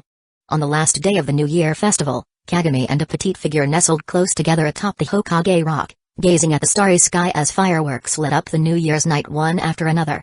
Sparks of fireworks shot into the night sky, exploding into fleeting brilliance. They were like colorful sprites, spinning, expanding, and blooming. Some as light as willow catkins drifting in the breeze, others as grand as peonies in full bloom. They illuminated the heavens in a dazzling interplay, as if the entire universe had burst into fervor at that very moment. If only there were no wars. Yuko murmured softly, her dark eyes alight with the radiant glow of the fireworks. Yuko, if I told you I only had a few years left to live, would you still stay with me? Yuko raised her head, her fair little hands cradling Kagami's cheeks, her gaze profound and enduring. I like you. No matter what happens in the future, I will always be with you. Kagami held her small hand, his gaze filled with newfound determination. I will definitely protect the village and everyone in it. No matter how difficult the road ahead may be, at least within my limited time, I must win this war. Yuko gazed at his handsome profile, her eyes misty with emotion. Kagami-kun, I believe in you. Their gazes locked in a silent moment where the world fell away, leaving only each other in their eyes. Amidst the dazzling fireworks blooming across the sky, they drew closer and shared a tender kiss. Chapter 96, The Kanabi Bridge Base. Taking advantage of the New Year festival, Kamiane and Hikari from the Land of Lightning managed to return in time, joining Madara for a New Year's Eve dinner. Outside the base, countless lights and fireworks lit up the sky, while inside, the aroma of food filled the air, with a long table set with a full 12 hearty dishes. Of course, most of the dishes were Kamiane's handiwork, though Madara Uchiha also contributed his culinary skills. The vibrant, glistening braised pork was his masterpiece. The lifelike human-shaped radish carving by the table was Hikari Uchiha's final act of defiance. She had deliberately carved 3 figures holding hands. Madara quickly glanced over and silently sipped his tea. After eating and drinking to their heart's content, Hikari took the initiative to clear the table, showcasing the fine qualities of a virtuous and beautiful young lady, then went to the kitchen to wash the dishes. Taking advantage of her absence from the stone chamber, Madara called Kamiane to his side and whispered. This New Year, have you prepared any gifts for her? A gift? They carried out your plan without a second thought, and you didn't even show any gratitude? Madara shot him a glance, his expression slightly disdainful. Sometimes, you really are quite dense. Prompted by Madara's words, Kamiane flushed with embarrassment, realizing his oversight. How about I treat her to a fireworks show? The most expensive and beautiful one in the city? Does she strike you as the kind of girl who enjoys romantic fluff? That sort of thing doesn't suit her. Madara shook his head in exasperation. Pathetic. After all these years, you still don't know what she likes. Lord Madara, could you give us some advice? Madara leaned back with an air of composure, a confident smile playing on his lips. Hikari is a decisive person, even surpassing many men in that regard. A woman of her type naturally has a fondness for swords, weapons, and ninja tools. Huh? What do you mean, huh? Don't you remember how surprised she was when she received the flame fan and sickle? Well, trust me, give her that Frost Falls resolve of yours, and she'll definitely be overjoyed. Kamiane pondered left and right, but no matter how he thought about it, it just didn't seem reliable. Wait a minute, Lord Madara, you've been single for 46 years since birth. Where do you get the confidence to teach me how to chase girls? Suddenly, his expression shifted slightly as a strange sensation welled up in his heart. Through the summoning contract, he sensed a will calling to him from afar. It's Zetsu. He immediately stood up, ready to answer the summons. Could there be trouble in the Land of Iron? At that moment, Hikari finished washing the dishes. With a water-style jutsu and precise control, he had all the plates sparkling clean in no time. She asked in confusion. Where are you going? Something seems to have gone wrong on Zetsu's side. They wouldn't summon me unless absolutely necessary. Kamiane quickly explained, hurrying away. You mean the Land of Iron? Hikari pondered thoughtfully. During the 6 years of seclusion, the sword forging hall only summoned Kamiane once, and that was in the dead of night. The reason was that an unknown powerful ninja had infiltrated the Merchant Guild's headquarters with the intent to assassinate Niwamayo, but the alert Zetsu noticed in time and performed the reverse summoning technique. After Kamiyane arrived, he effortlessly captured these assassins alive. Under the interrogation of Ganjutsu, it turned out they were all rogue ninjas hired by envious nobles. That night, he personally paid a visit to the daimyo's residence in the Land of Iron. The sleeping daimyo suddenly jolted awake, his eyes bulging in terror as he saw the icy blade hovering inches from his forehead, sending chills down his spine. Still shaken, he recognized Kamiyane's familiar face and heard a cold, detached voice speak. Some people have overreached with their claws. It's time to cut them short. From then on, no one in the Land of Iron dared to cause trouble for the forging swordsmith again, and Kamiyane enjoyed a long period of peace. Hey, someone actually dares to stir up trouble during the new year. Seems like their claws are itching again. Kamiyane's smile turned slightly cold. He was curious to see which blind fool thought they could take advantage of the chaos during wartime to loot and plunder. Wait. Hikari extended her fair, delicate hand, resting it on Kamiyane's shoulder. This time, I'll go with you. Before Kamiyane could react, the reverse summoning technique activated instantly, and the two vanished in a puff of white smoke. Behind him, old Madara silently withdrew his outstretched hand. He actually wanted to go out and see the excitement too. His mask was already on. Or so he thought. Chapter 97, Underwater Starry Sky Iron Country, Takeo City, headquarters of the Forge Blade Studio. In a lavishly decorated, golden hall, two figures appeared simultaneously before the ninja Katsuwarabi as a cloud of white smoke dispersed. Kamiyane glanced around, a slight surprise in her heart. The surroundings were crowded with people, almost all the core members of the Forge Hall had gathered. It seemed this trouble was no small matter. After several years, everyone's appearance had changed quite a bit. Ayaniwa looked older, with a weathered face and fine wrinkles at the corners of her eyes. Her back was slightly hunched, but her deep eyes seemed even sharper. His senior disciple, Rinasuke, had thick eyebrows and large eyes. His shiny bald head stood out in the crowd. He had grown a beard, making his appearance more rugged, but also exuding a subtle calmness. Yukino Niwa still wore a wide dress, her alluring figure perfectly proportioned. This time, she did not wear a veil, her makeup was exquisite, and she was breathtakingly beautiful. The faint, seductive vermilion at the corners of her eyes enhanced her charm as a mature woman. Sugawara Shoko didn't seem to have changed much. She still had that low-eye face that didn't match her figure at all, and her rough linen shirt was about to burst. She walked with a wobble. Who's next? Kamiyane pressed a hand on her sword, narrowing her eyebrows and asking. This. Niwa coughed a few times, leaning on her cane as she stepped forward. Young master, since that incident 4 years ago, no one has dared to cause trouble for thee anymore. Rinasuke followed up with a forced smile. Yes, they all submit to your overwhelming might, young master, and dare not act recklessly, not to mention that he is also strongly supporting us. Kamiyane frowned slightly and turned back to question. If there's nothing wrong, then why did you summon me? It was their idea, I was just following orders, meow. Zazu waved his hand, curled up his tail, and licked the dried fish by himself. Actually, we wanted to formally thank the young master for all the support over the years. Yukino gently stepped forward and said softly to Kamiyane. Kamiyane-kun, everyone wants to properly thank you. Kamiyane only realized now that the hall tonight was decorated with great solemnity. The golden marble tiles were luxurious and imposing, complementing the vermilion carpet perfectly. The walls were clearly textured, and the arched ceiling was painted silver and gold, embedded with crystal chandeliers that emitted a soft glow. Not far away, hundreds of times more sumptuous delicacies than in the base were displayed on round tables, with a hot pot in the middle simmering gently, sending the spicy aroma to every corner of the hall. Oh, I should have brought Lord Madara. Kamiyane muttered to himself. Kamiyane-kun, come on. Yukino suddenly stepped forward, her eyes shimmering softly. Kamiyane slightly stepped back. Yukino was too close, and the faint fragrance was overwhelming, making him a bit uncomfortable. A flame fan was placed between the two, its wide surface directly separating Kamiyane and Yukino. You woman, how can you be so lacking in boundaries? Hikari raised her chin, her beautiful eyes glinting with dangerous intent. Speak if you must, but why get so close? Kamiyane immediately sensed that someone was in a bad mood right now, but even so, she didn't recklessly unleash her chakra, because she knew the other person was an ordinary woman with no combat ability. Who was this younger sister? Yukino blinked. My name is Hikari Uchiha. So you're Hikari-chan. Yukino nodded with a smile, intentionally or not, she puffed out her proud chest.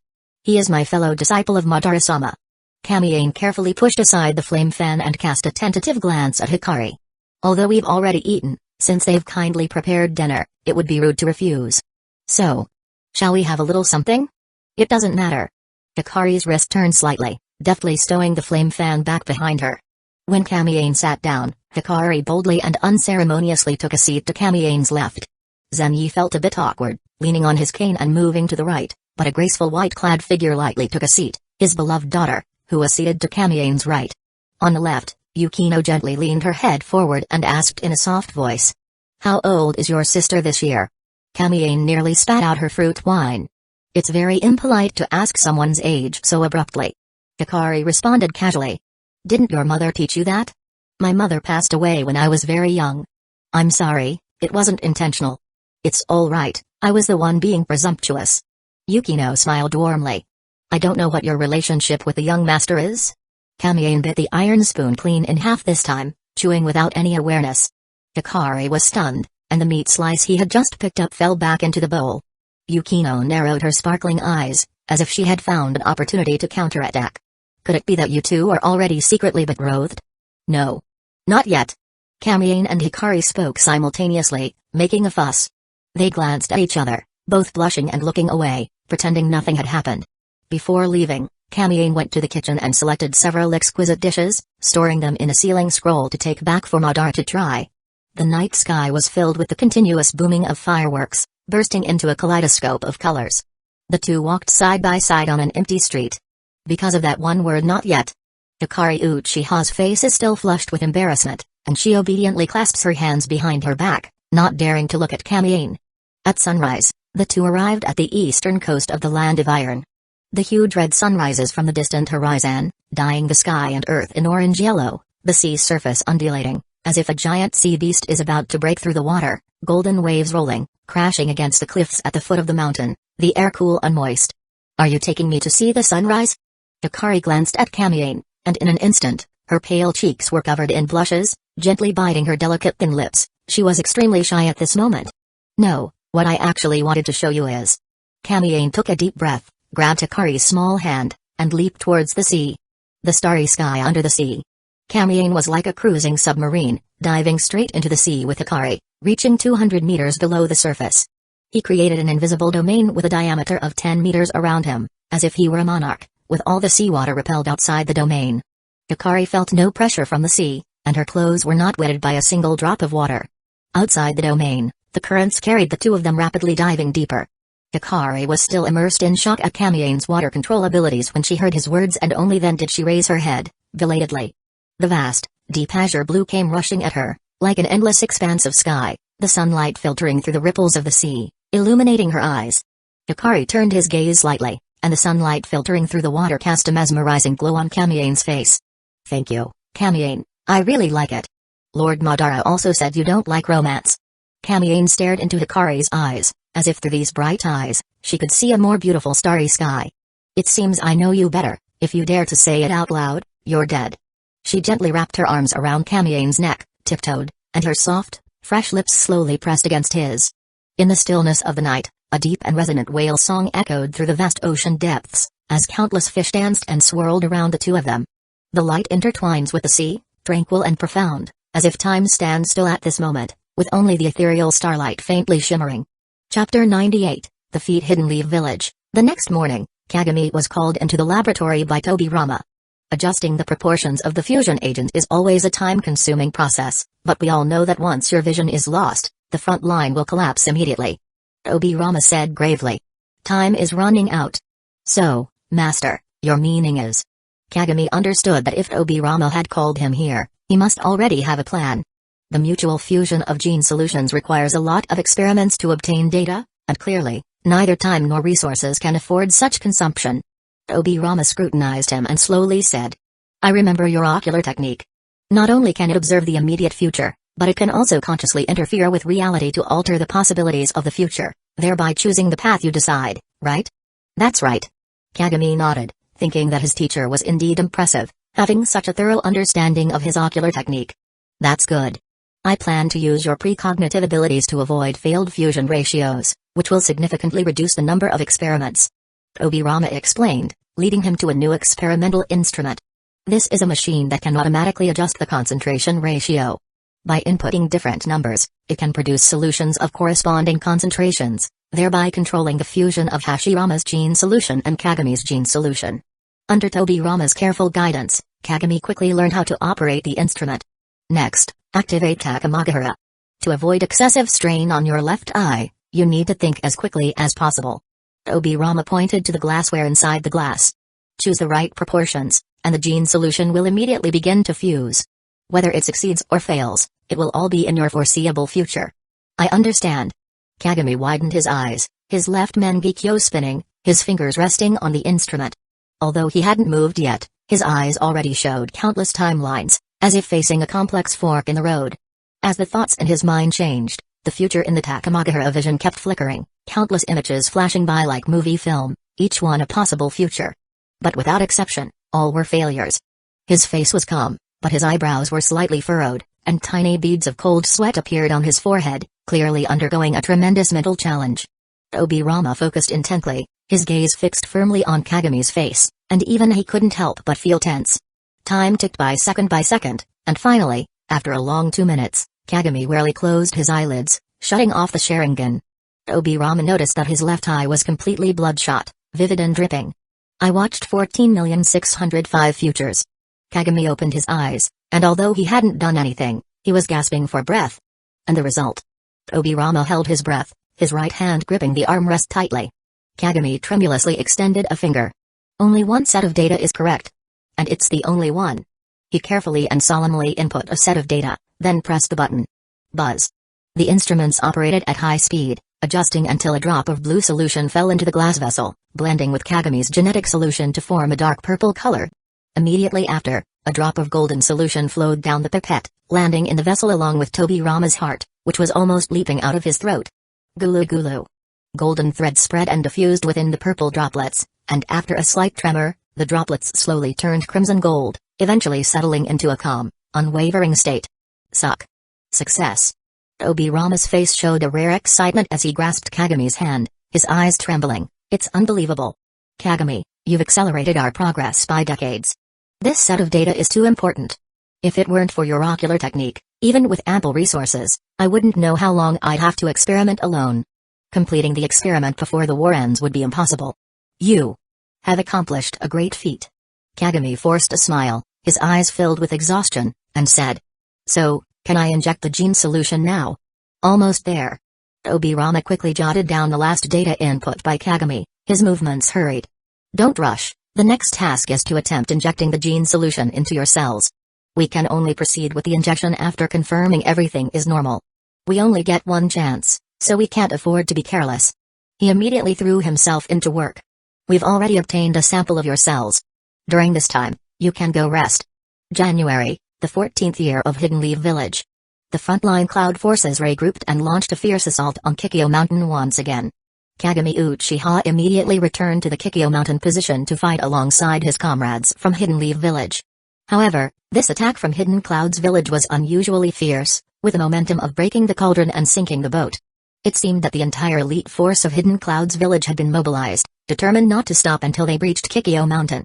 Kinkaku was like a madman, rampaging across the battlefield, even at the cost of serious injuries. He relentlessly bombarded Kikyo Mountain with tail beast balls. If it weren't for Kagami holding him back and timely using Hiroshin to transfer his comrades, the main force of Hidden Leaf Village would likely have suffered heavy casualties. Even so, many companions from the Saratobi clan and the Inoshikacho trio were lost. Although the position was held, Kagami still blamed himself deeply for it. On the eastern front, the forces led by Uzumaki Mido have been intermittently engaging with the second Raikage for several weeks. Although they have temporarily restrained the enemy, the situation is not optimistic. The reason for this is that the enemy has changed their tactics.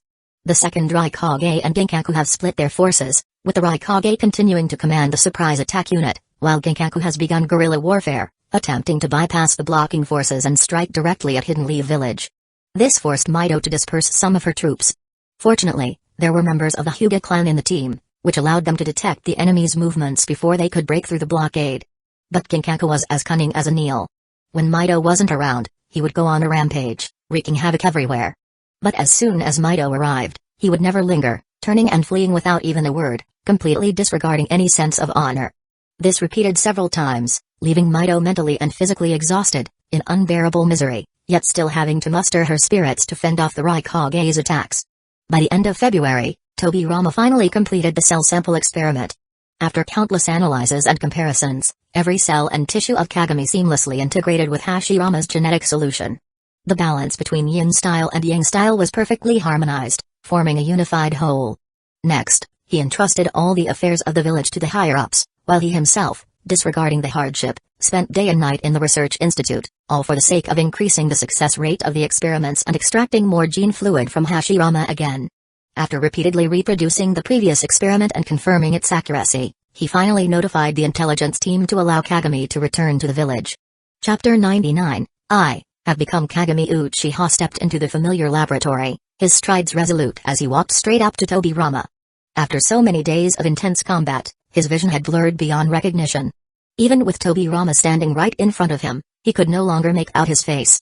Light and shadows overlapped, reducing everything to indistinct outlines in his eyes. At the same time, his complexion was deathly pale. The prolonged war had exhausted him both mentally and physically, yet he still had to maintain the facade of invincibility before his comrades on the front lines. His body grew weaker with each passing day, and in the last 2 days, he had even begun showing symptoms of coughing up blood. If not for the stubborn will still burning in his chest, he would have given up long ago. Tobirama first administered the prepared KK Genkai solution to Kagami intravenously, a process that lasted over 3 hours. At first, Kagami didn't feel anything unusual, but as time passed, he sensed an incredibly soft energy permeating his entire body, flowing through every part of him. Under the influence of this power, he could barely perceive his own existence, as if he had merged with nature itself. After the 4th drip finished, he stood up dizzily, his chakra feeling like a muddy swamp, unable to muster any strength, his entire body as limp as a piece of taffy. The experiment is complete. Accept your fate and power. Tobirama extended the syringe in his hand, his deep and resonant voice filled with solemnity. Inside the needle, a pool of pure golden solution sparkled crystal clear, glowing with a sacred radiance under the light. Kagami took a deep breath, his gaze resolute. As he grasped the syringe, scenes from past battles, his comrades' faces, the enemy's savage expressions, flashed through his mind like a revolving lantern. At this moment, he had no thoughts other than the unwavering resolve to crush the enemy at all costs. Without the slightest hesitation, he turned the needle and plunged it into the artery at his neck, injecting the contents in one swift motion. Snap! The syringe fell to the ground, shattering into shards of glass everywhere. As if he had lost control of his body, his knees buckled with a thud, and he collapsed to the floor, his hands weakly propping himself up. Even as the glass deeply pierced his palms and crimson blood spread across the floor, he felt nothing at all. Inside his body, the golden genetic fluid transformed into strands of gold, flowing with his blood throughout his body, gradually and relentlessly seeping into his cells, devouring and merging with one another. His eyes widened sharply, the Mangekyo Sharingan activating automatically, unleashing an unparalleled crimson radiance. He gasped violently, as if trying to inhale all the air in the world, his skin rapidly turning red like a green shrimp thrown into a steaming pot. Veins bulged, crisscrossing like ravines, as he felt all the blood in his body boiling and burning. Neutralized by the ghost halo solution, Hashirama's genetic fluid began merging with his cells. Genes restructured repeatedly, activating mysterious unknown sequences, triggering an astonishing metamorphosis from within. Tobirama stood frozen in place, staring blankly at Kagami's transformation. Even his usually composed face now bore a rare expression of shock, his heart pounding wildly. He knew all too well. The success or failure of this moment would determine the fate of Hidden Leaf Village. Gradually, Kagami's panting eased, and the flush on his skin faded as well. Waves of heat emanated from his pores, visibly distorting the air around him. In an instant, he underwent a transformation as if reborn.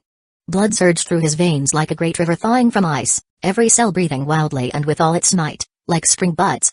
This was a sensation entirely unlike anything before. On the smooth floor, the originally crimson blood had turned into a golden red hue, and the wound on his palm slowly healed, emitting faint wisps of steam. An endless surge of vitality flowed through his body, high-pressure blood washing over every inch, bringing unbelievable microscopic changes to each cell. His weakened heart pounded like a war drum, pumping out scalding hot blood, and he couldn't help but let out a hoarse roar. Under Tobirama's astonished gaze, Kagami Uchiha slowly rose to his feet, his black hair swaying without wind, his chakra so dense it spilled out of his body like rich wine. Kagami opened his eyes, his vision regaining clarity. Those bright crimson pupils now darkened to a deep shade of red. I've succeeded. Now, with the forces of yin and yang gathered within you, you are no longer the same as before. Obi-Rama let out a sigh of relief, the nerves that had been tense for nearly an entire winter finally relaxing. After leaving the research institute, Kagami looked at his fist, slowly clenched it, and couldn't help but throw a punch. A powerful shockwave suddenly erupted, sending a dark red beast flying backward before it crashed heavily into the mountain. Kagami Uchiha slowly retracted his fist, feeling the vigorous energy within his body, and couldn't help but reveal a faint smile. On the Kikyo mountain front, the smoke-filled battlefield was a chaotic storm of blades and bloodshed. The ninjas who were exchanging jutsu were all shocked by this scene and couldn't help but stop. You damn brat! Rocks shattered as Kinkaku, now half-transformed into a tailed beast, roared towards the sky. The violent nine-tails chakra surged like a raging tsunami, making the very air tremble. He dug his claws into the ground, refusing to believe in evil, and charged forward once more. A flash of red instantly struck. Kagami effortlessly discerned his attack pattern, sidestepping the claws while his fist, like a cannonball, slammed into Kinkaku's chest, the surging force erupting once more. Kinkaku was sent flying back at an even greater speed. Brat! I refuse to believe you can protect everyone. Kinkaku raged wildly, recklessly gathering energy. As its 6 long tails converged together, the air abruptly grew heavy, and a dark purple sphere rapidly took shape. Tailed Beast Bomb, rapid fire. He opened his maw wide, and one after another, tailed beast balls the size of watermelons transformed into deadly crimson light, shooting in all directions. Their trajectories aimed precisely at the locations of Hidden Leaf Village's various clans and squads. Yet, unlike his usual self, Kagami didn't rush forward in a frantic attempt to stop him, nor did he hastily use the Flying Thunder God technique to escape with his comrades. He remained standing in place, pressing his palms together. Now, he not only inherited Hashirama's will of fire but also his power. Wood style, advent of a world of flowering trees. The earth trembled violently as the ground split apart, countless enormous vines sprouted like bamboo shoots after rain, transforming into a surging sea of trees that rapidly expanded, painting the surrounding 1,000 yards with fresh emerald hues. The tailed beast bomb released in its semi-tailed beast form immediately seemed somewhat inadequate. Streaks of red light crashed into the forest, vanishing like gray oxen into the sea. Amid the sounds of trees snapping, they advanced only a few dozen meters before being extinguished by the power of wood style. But that wasn't all. As several enormous flowers emerged from the depths of the forest, thick yellow pollen scattered with the wind, filling the battlefield in an instant. Under Kagami's deliberate control, the pollen did not drift into the Hidden Leaf Village camp but instead flooded into the Hidden Clouds Village forces. In an instant, whether Jonin or Chunin, they fell like harvested wheat, unconscious. Wood style, tree binding eternal burial. Kagami's hand seals shifted, waves of energy surged through the sea of trees, and countless massive vines crushed forward, completely engulfing and burying all the unconscious Cloud Ninja. Damn it! We're retreating. Seeing his tactics prove ineffective, Kinkaku immediately withdrew, covering the retreat of the Cloud Ninja who hadn't yet fallen into crisis. Chapter 100, The Power of Tailed Beasts in the 14th year of Hidden Leaf Village. During the scorching month of May, the first great ninja war was raging in full swing. In the Water-Earth War, Hidden Mist Village and Hidden Stones Village fought fiercely, battling to the point of utter chaos and destruction. Hidden Mist Village went all out, nearly emptying their village to launch a massive invasion through the Land of Birds into the southern part of the Land of Earth. Hidden Stones Village, refusing to back down, even unleashed rampaging tailed beasts on the battlefield. Both sides clashed in brutal, bloody combat, suffering devastating losses. The Fire Lightning War truly lived up to the saying, like lightning striking fire, unstoppable once ignited. Both sides poured nearly all their forces into the 2 northeastern fronts, with losses on each side too staggering to estimate. On the northern front, ever since Kagami Uchiha joined the battlefield in his new form, the situation has completely turned one-sided. Unable to withstand the power of the Mangekyo Sharingan and wood style, Kinkaku was forced into continuous retreat. The Hidden Leaf Village vanguard not only reclaimed some of their positions but also managed to dispatch reinforcements to the eastern front, establishing a blockade that significantly alleviated the pressure on Uzumaki Mido. Over the course of several months, Kagami gradually adapted to the new power within him, mastering wood style with increasing ease. Thanks to his heroic efforts, the morale of the Hidden Leaf Village forces soared, driving the invading Cloud Ninja all the way back to the northern regions. Just as they were mustering their strength to drive the Cloud Ninja completely out of their territory, Hidden Clouds Village finally played their trump card. When the Hidden Leaf Village forces broke through the Clouds blockade and charged into the enemy's stronghold, what they faced were not exhausted, desperate cloud ninja making a last stand, but two colossal creatures. One was a gigantic cat demon wreathed in blue chakra flames, its mere breath stirring waves of scorching heat. A massive, towering bull with twin horns, yet from the waist down, it writhed with 8 octopus-like tentacles. Retreat now. It's a tailed beast. Not good. Ah. Those lunatics from Hidden Cloud's village. The Hidden Leaf village troops were instantly terrified out of their wits. Two mountain-like behemoths loomed before them, their thick and dense chakras unfathomable as an abyss, brimming with pure savagery. Utterly incomparable to the tailed beast chakra King Kaku had released earlier. Facing monsters of this caliber was nothing short of suicide. However, this was war, and the tailed beasts wouldn't give them a chance to flee. After all, their sole purpose was slaughter. The Two Tails was the first to open its maw wide, strands of scorching heat instantly converging into an enormous fireball that shot through the air, hurtling toward the Hidden Leaf village forces. Faced with a fireball as massive as a small mountain, the group didn't even entertain the thought of blocking it, immediately scattering in all directions. A dazzling golden light flared among the crowd, followed by a colossal skeletal hand thrusting forward with a forceful press. The fireball abruptly halted, sending out waves of blistering heat. Clad in a golden skeleton, like a war god descended from the heavens, his clear and commanding voice reached every ear. All troops, retreat to defensive positions at once. I will hold them off. As if responding to his leader-like authority, golden light erupted violently. His skeleton expanded midair, transforming into a colossal how-bodied skeleton. With a fierce tearing motion of its skeletal hands, it ripped the fireball apart, scattering it into dissipating streams of flame. No one dared to hesitate. Monsters were best left to monsters to deal with. They were well aware of their limitations. 80% of the frontline troops' achievements today could be attributed to Kagami Uchiha alone. Without this commander, they might not even have been able to hold Kikyo Pass. Therefore, as long as they stood here, they would carry out every one of Kagami's orders without hesitation.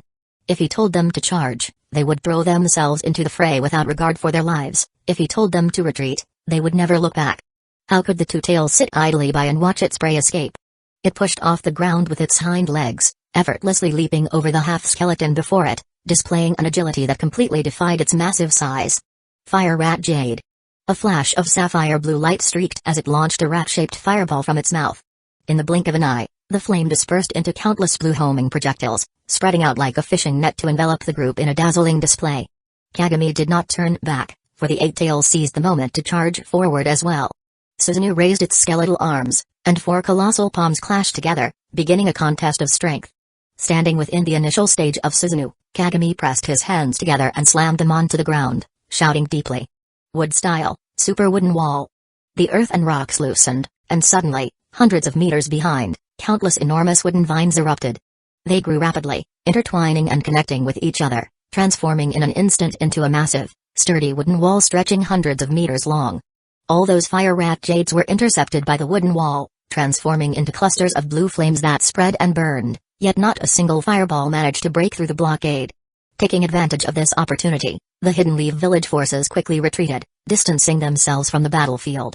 The Two Tails slowly turned its head, a pair of enormous vertical pupils eerily fixed on Kagami Uchiha behind it, hot distorted breaths puffing from its nostrils. A towering wooden wall, 100 meters high, altered the terrain, completely dividing the battlefield like an ancient coliseum, leaving only Kagami and the 2 rampaging beasts. Crack, crack. The skeletal hand emitted the sound of unbearable strain, as Kagami immediately erupted with chakra. Golden light transformed into tangible flesh that spread and grew, piece by piece, arming him with armor. In one breath, he elevated the Susanoo to its 3rd stage. At that moment, the howling wind sounded from behind. The Two Tails' sharp claws came swiping down with tremendous force. Kagami swiftly turned his head and stretched out his palm from a distance. Wood style, great forest technique. Countless vines surged forth from the entire arm, their tips sharp as spears, piercing directly from within the Susanoo to entangle and bind the Two Tails' cat-like claws. The Two Tails immediately cried out in pain, instinctively attempting to break free with brute force. Yet, the wooden vines were not only incredibly tough but could also continuously grow. Caught off guard, half of its body became ensnared by the trees. Wood style. Kagami swiftly retracted his right hand while forming hand seals with both hands. Thorn-killing technique. The wooden vines bulged with knotted roots, then rapidly expanded as thick wooden pillars burst forth one after another, tightly ensnaring the Two Tails' body like a cage. At the same time, the Susanoo raised a single hand, golden light coalescing into form as a massive kusa origami swung down in a horizontal slash. The Eight Tails hastily retreated, but not fast enough. A small section of its tentacle was severed. Enraged, the Eight Tails pounded the earth wildly, hurling shattered rocks at the Susanoo. As the mirror wielder swung his sickle to smash the debris, the beast coiled all its tentacles into a spherical formation, countless suction cups densely packed together in a grotesque and unsettling display. Eight Tails' coiling whirlwind. It violently twisted its body, causing the earth to tremble. In an instant, a massive storm formed, with layers of shockwaves rippling outward, leveling the ground inch by inch. Under the intense impact, Kagami decisively dispersed the Susanoo, while the Mangekyo Sharingan in his left eye spun rapidly, allowing the storm to sweep over him. With the Eight Tails' assistance, the Two Tails also seized the opportunity to break free from its restraints. This damned wood style was just too effective against the tailed beasts. The thick smoke gradually dissipated, revealing a completely barren and flat battlefield, where the once dense forests and wooden walls had vanished without a trace. The Eight Tails and the Two Tails both turned their heads, cautiously staring in one direction. A person walked out from there. Kagami Uchiha pressed a hand to his slightly sore left eye, slowly raising his gaze. Completely unharmed. BZZT. Without hesitation, the two-tailed beasts raised their heads, their long tails gathering like kneading dough near their mouths as deep and immense chakra slowly condensed. They decisively unleashed their ultimate weapon. This was no half-baked technique like the one King Kaku had used before. A pitch-black sphere, as large as an izakaya, materialized with overwhelming weight. The two-tailed beast ball suddenly contracted before being swallowed by the Two Tails and Eight Tails, then launched through the air with tremendous force. This direction was not only Kagami Uchiha's path, but also the escape route of Hidden Leaf Village's forces. There's no other way. We'll have to try that move. Kagami slowly exhaled, suddenly clapped his hands together, his face contorted in a fierce expression. Wood style, wood dragon jutsu. The ground shook violently as two massive wooden dragons burst forth, coiling upward and opening their jaws to precisely intercept the two-tailed beast balls. But they held on for only a second before the dragon head suddenly exploded into fragments. Fortunately, Kagami had previously accumulated enough energy. Empowered by this energy, two more wooden dragons erupted from behind, swiftly biting down on the tailed beast balls. I absolutely won't let you hurt my comrades. Ah! Amidst Kagami's powerful roar, four wooden dragons tore through the earth in succession, spiraling to bite down on the tailed beast bomb, finally halting their momentum. He swiftly changed hand seals, pouring all the previously absorbed kinetic energy into the wood dragon, actually managing to counterattack the two-tailed beast balls. A deafening explosion shook the heavens and earth, as the storm once again swept across the battlefield. On a distant cliff, Kamiane stood with his hands behind his back, gazing intently at the figure fiercely battling two-tailed beasts, a faint smile playing on his lips. Push harder, little brother. This level of adaptation is still not enough. I can't wait to reel in the net. Chapter 101, Stable? Over. The northern border front line, the Leaf Village side, once again fell into a stalemate. Originally, it was thought that Kagami Uchiha, who had perfectly fused with the power of Hashirama, could drive the invaders out in one fell swoop and lead the village to victory. However, to everyone's surprise, Hidden Cloud's village had gone mad and deployed two-tailed beasts, causing the frontline situation to tighten once again. Facing such a disaster-level monster, the Leaf Ninja had to endure unprecedented pressure every day, let alone the constant interference and ambushes from King Kaku in the rear. Even Kagami, the strongest ninja in the village now, felt powerless. He did his best to protect his comrades, but many ninjas still couldn't withstand the overwhelming power of the tailed beasts, resulting in heavy casualties. To protect more companions, Kagami ignored everyone's dissuasion, even if it meant giving up territory to safeguard his comrades and preserve more viable forces. He simply couldn't stand by and watch his companions be slaughtered by the tailed beasts. It was under this strategy that the Two Tails and Eight Tails acted like two massive bulldozers, leaving no one daring to stand in their way. The cunning Hidden Cloud's village forces only followed far behind the tailed beasts, waiting for them to destroy the Leaf's positions before swooping in to finish off the remnants. With the help of the tailed beasts, the Hidden Cloud's village forces pushed forward relentlessly, once again setting up camp outside Kikyo Mountain. In this life-and-death battle, Tobirama decided to take a risky move and dispatched another shadow-level powerhouse to guard the home base, Hyuga Haruka's. A seemingly simple order was the result of 2 weeks of debate among the higher-ups. Some estimated that the entire Hidden Clouds village had almost mobilized all its forces, with the second Raikage coordinating with King Kaku leading the surprise attack unit on the eastern front, while King Kaku also coordinated with two-tailed beasts advancing in the northern main battlefield. All in all, Hidden Clouds village had no more powerful ninja left. Although the elite forces were largely wiped out by Kagami Uchiha, The consecutive deployment of the 2 tails and 8 tails only proved that they are running out of options. At this moment, if a strong individual could be sent to lead a covert assassination squad to bypass the battlefield quietly and strike directly at the heart, destroying the upper echelons of the Cloud Village and occupying it, then all problems would be solved. The Cloud Ninja fighting outside would lose their supplies, all intelligence, and their morale would collapse, turning them into mere stray generals, wandering ghosts. At this point, adopting a roundabout strategy and having the sharpest blade of the Leaf Village today, Kagami Uchiha. Lead the charge to eliminate the remaining enemy forces one by one will ensure that victory is completely in the hands of the Leaf. However, a majority still hold opposing views, believing that defending the Leaf Village is of utmost importance, which is beyond doubt. The times are turbulent, with external wars raging, and the original peace treaty no longer exists. If we only consider the Cloud Village as the enemy at this juncture, we would be gravely mistaken. No one can guarantee that those small nations with varying intentions, as well as the Wind Country that has been staying put, won't suddenly launch an attack during this vulnerable moment. The consequences of this incident would be devastating. Once it happens, Hidden Leaf Village would face imminent destruction, plunging into an abyss from which there is no return. As a high-ranking official, even if one were to die, one cannot gamble with the lives of ordinary villagers. After a week of fermentation, almost all the villagers became aware of the matter. They voluntarily petitioned, expressing a strong desire to die for the Leaf, and pleaded with the higher-ups to execute the decapitation plan.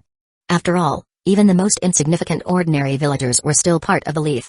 If victory could be achieved through this method, they would have no regrets. At this moment, Hashirama's will of fire seemed to take root and sprout in everyone's heart. Under the united determination, Tobirama finally passed the proposal for the decapitation plan and dispatched the always guarding Hyuga Harukes to launch a surprise attack on Hidden Cloud's village. At the same time, the Eastern Front. In the Hidden Leaf Village's position, everyone was busy to the point of being overwhelmed. The logistics team was working tirelessly to reinforce the defenses and move supplies, while the patrolling ninjas were extremely cautious. The medical camp was also bustling with activity, transferring the wounded. Apparently, a major battle is about to begin. Surprisingly, some ninja were using Earth-style ninjutsu to bury countless exploding tags in various corners of the camp. In the main tent, Uzumaki Mido quickly removed her original armor and replaced it with an ordinary Hidden Leaf Village ninja outfit, put on a mask, tied up her red hair, and hid it with a hood. After changing into her outfit, she took a few deep breaths, slightly easing the fatigue between her brows, and slowly stepped out of the tent. Outside the tent, a reconnaissance team had already assembled. Lord Mido, Team 7 is on standby. The leading ninja looked up, revealing a pair of pure white eyes. Thank you for your hard work. Mido waved her hand. Let's go. After days of battle, Mido was thoroughly annoyed by Ginkaku's incessant harassment. Not only did this guy hide his true form, but he also always started his actions during battles, which was utterly despicable. Because of his sneak attacks, Mido had to divert her attention during the battle, fighting against the second Raikage while also managing the rear lines, which made her increasingly exhausted.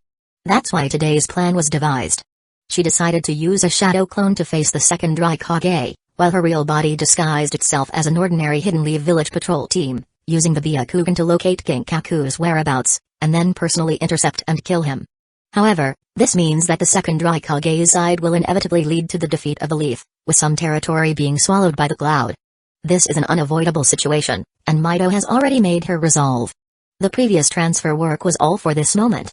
Even if it means sacrificing some territory, we must completely eradicate the cancer of Ginkaku. With a signal flare shooting straight into the sky, Mido's eyes narrowed as the frontline troops began to clash.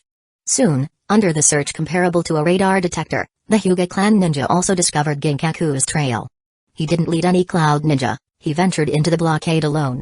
With the help of the Bashozen and his immense chakra reserves, every casual strike was a map-wide bombardment. The wind howled, flames roared, and floods occasionally reversed, with lightning streaking across the sky. Ordinary Jonin were no match for him, and even a normal confrontation was a luxury. Found you. Mido activated the teleportation jutsu, appearing behind Ginkaku in the blink of an eye. With a flick of her hand, several thick golden chains shot out. A flash of ruthlessness crossed her eyes, and the tip of the chain gleamed with a cold light, creating a distorted airflow as it rubbed against the air.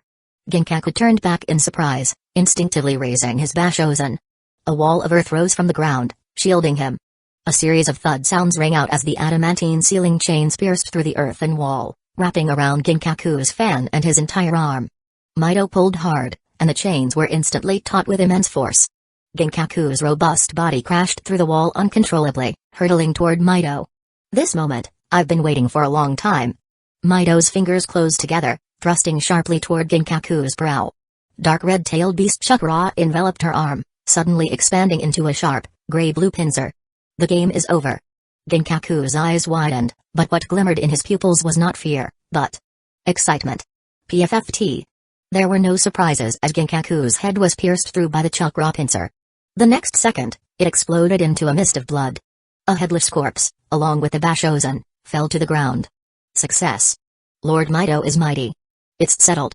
Ginkaku is dead, and we no longer have to hold back. Suddenly, amid the crowd's cheers, the corpse turned into white smoke, dissipating into nothingness. Impossible. Could it be that the frequent disturbances at our position all this time have been caused by a shadow clone? Mido paled. If this is just a shadow clone, then where is his real body? Chapter 102, Sudden Chained Hyuga Harukes, a ninja of extraordinary strength yet little known in the village. To be honest, as the leader of a clan, he is somewhat excessively low-key. But considering his status as the head of the Hyuga main family, this low-key demeanor seems much more reasonable. Restraining himself, strictly adhering to the rules, and engaging in rigorous training day after day, year after year. By his 20s, he had already reached the level of a Kage, wielding the Byakugan, one of the strongest Dujutsu Kekkei Genkai in the shinobi world. But he was different. His favorite thing was to stay at the Hyuga ancestral home, admiring flowers, walking birds, and staring blankly at the moon. He rarely even attended high-level meetings. If it weren't for Dobirama's exceptional sensory abilities, his status as a Kage-level powerhouse would have remained undiscovered. Similarly, if not for Dobirama's orders, he would still be holed up at home, guarding Hidden Leaf Village, and would never have led a team of elite clan shinobi all the way to the Land of Lightning to pull off a heist. Nor would they encounter this violent brute before them, exuding the aura of a tailed beast, who had just casually slaughtered most of their companions while joking around. The Byakugan, huh? I've heard your eye technique isn't just for scouting and tracking enemies but also incredibly powerful in combat, but... Ginkaku shook his dark silver hair and carelessly tossed the corpse of the Hyuga ninja down the ravine, smirking, I don't see it. Clan leader, you must go. The last Hyuga ninja shielded Harukes behind him, his face filled with determination. Aoyama, let's fight side by side. Harukes, dressed in pristine clan attire, shook his head helplessly. Otherwise, you're just throwing your life away. What? Clan leader, you still intend to fight him? Hyuga Aoyama seemed to have heard something unbelievable. Hyuga Harukes tucked his hands into his sleeves. This is the village's order to me. I won't run away. Protecting the Byakugan from falling into enemy hands is also one of the clan's ironclad rules. Hyuga Aoyama shouted passionately. Harukes' expression remained calm, but he was already prepared for battle, assuming the standard gentle fist stance. Let's end the small talk here. You'll have plenty of time once you reach the Pure Land. Ginkaku sneered, flicking the blood off the seven-star sword with a swing of his right hand. In truth, Hyuga Harukes and his team had progressed smoothly thus far. Thanks to the Byakugan's exceptional long-range vision and penetrating ability, they had bypassed numerous security measures, infiltrated deep behind enemy lines, and silently approached the hidden cloud village. Bound by the Hyuga clan's traditions, Harukes, the sole main family member, did not strike first. Yet because of this hesitation, Ginkaku instantly slaughtered his companion. Harukes took a deep breath, instantly activating his Byakugan. Veins bulged around his eye sockets as his pure white pupils gained intricate patterns. Listen up, the enemy before us is strong, incredibly strong. Even if we join forces, life and death hang in the balance. Harukes spoke quickly, but Ginkaku was already charging at them like a mad bull.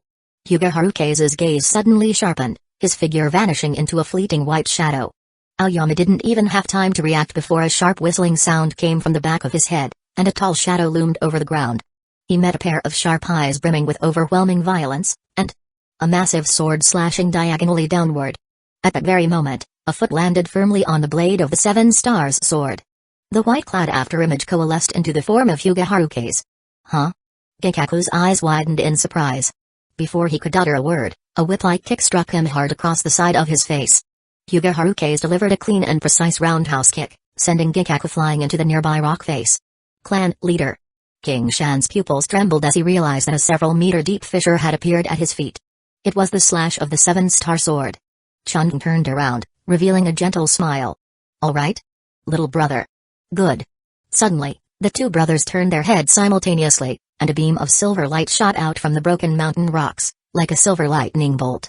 Chung and King Shan struck out back to back, their palm-prints piercing through the air, and the powerful gentle fist chakra formed a vacuum shockwave, instantly knocking the seven-star sword away. "Come on, you bastards!" Genkaku laughed wildly as he charged out, like a gorilla claiming territorial dominance, crashing to the ground. The brothers moved apart in perfect unison, then simultaneously launched their gentle fist attacks back at him. The fierce battle raged on, yet Genkaku's resilience was beyond imagination. Despite their utmost efforts, the brothers couldn't precisely channel their gentle fist chakra into his meridians. "Now!" he roared through a mouthful of blood. With a final palm strike, Genkaku's body was flung high into the air, the tailed beast cloak fluttering in the wind, dissipating inch by inch like a flickering candle. Chung hurriedly picked up King Shan's body. His chest had been pierced through, leaving a gaping hole, bloodied and mangled. The result of relentless stabs from 6 long tails. "We won, little brother," Chung said with sorrow in his eyes. He had finally witnessed the death of a branch family member before his very eyes, and his brother's death as well. Genkaku cracked his neck as he stood up, a vicious smile on his face. Hyuga Harukaze widened her eyes, her pure and flawless pupils reflecting the terrifying scene. Genkaku brushed back his disheveled hair, and as the violent, deep chakra erupted, his body expanded inch by inch until finally, a massive 9-tailed fox stretched its body, its 9 long tails shattering mountains, and it let out a long howl to the sky. Chapter 103, Frequent Reports of Victory-Tailed Beast Bomb. High in the sky, Kamiyane spread her insect-like wings, gliding at breakneck speed. Thick-tailed beast chakra enveloped her entire body as she slightly extended her hands forward. Red and blue chakra converged in a specific ratio, forming a dark purple sphere the size of a watermelon. With a whoosh, the tailed beast bomb shot through the air. A violent explosion erupted from below, the shockwave surging like a terrifying tidal wave, flattening vast stretches of forest. Amid the howling winds, several disheveled figures stumbled out, barely escaping the blast's impact. Even so, the residual effects of the tailed beast bomb left them groaning in distress. Leading them was none other than the second Raikage, who had once wreaked havoc across the lands. "Damn it, this woman has actually managed to harness the Seven Tails chakra to such an extent." He raised his head, glaring fixedly at the figure circling and bombing in the sky, his teeth grinding audibly. On the eastern battlefield, Genkaku's interference was no more, and the Hidden Leaf village forces led by Kamiyane grew significantly more confident. She took a bold gamble, removing all blockades, concentrating the scattered troops, and gathering all elite forces to launch the largest and most spectacular annihilation battle in history.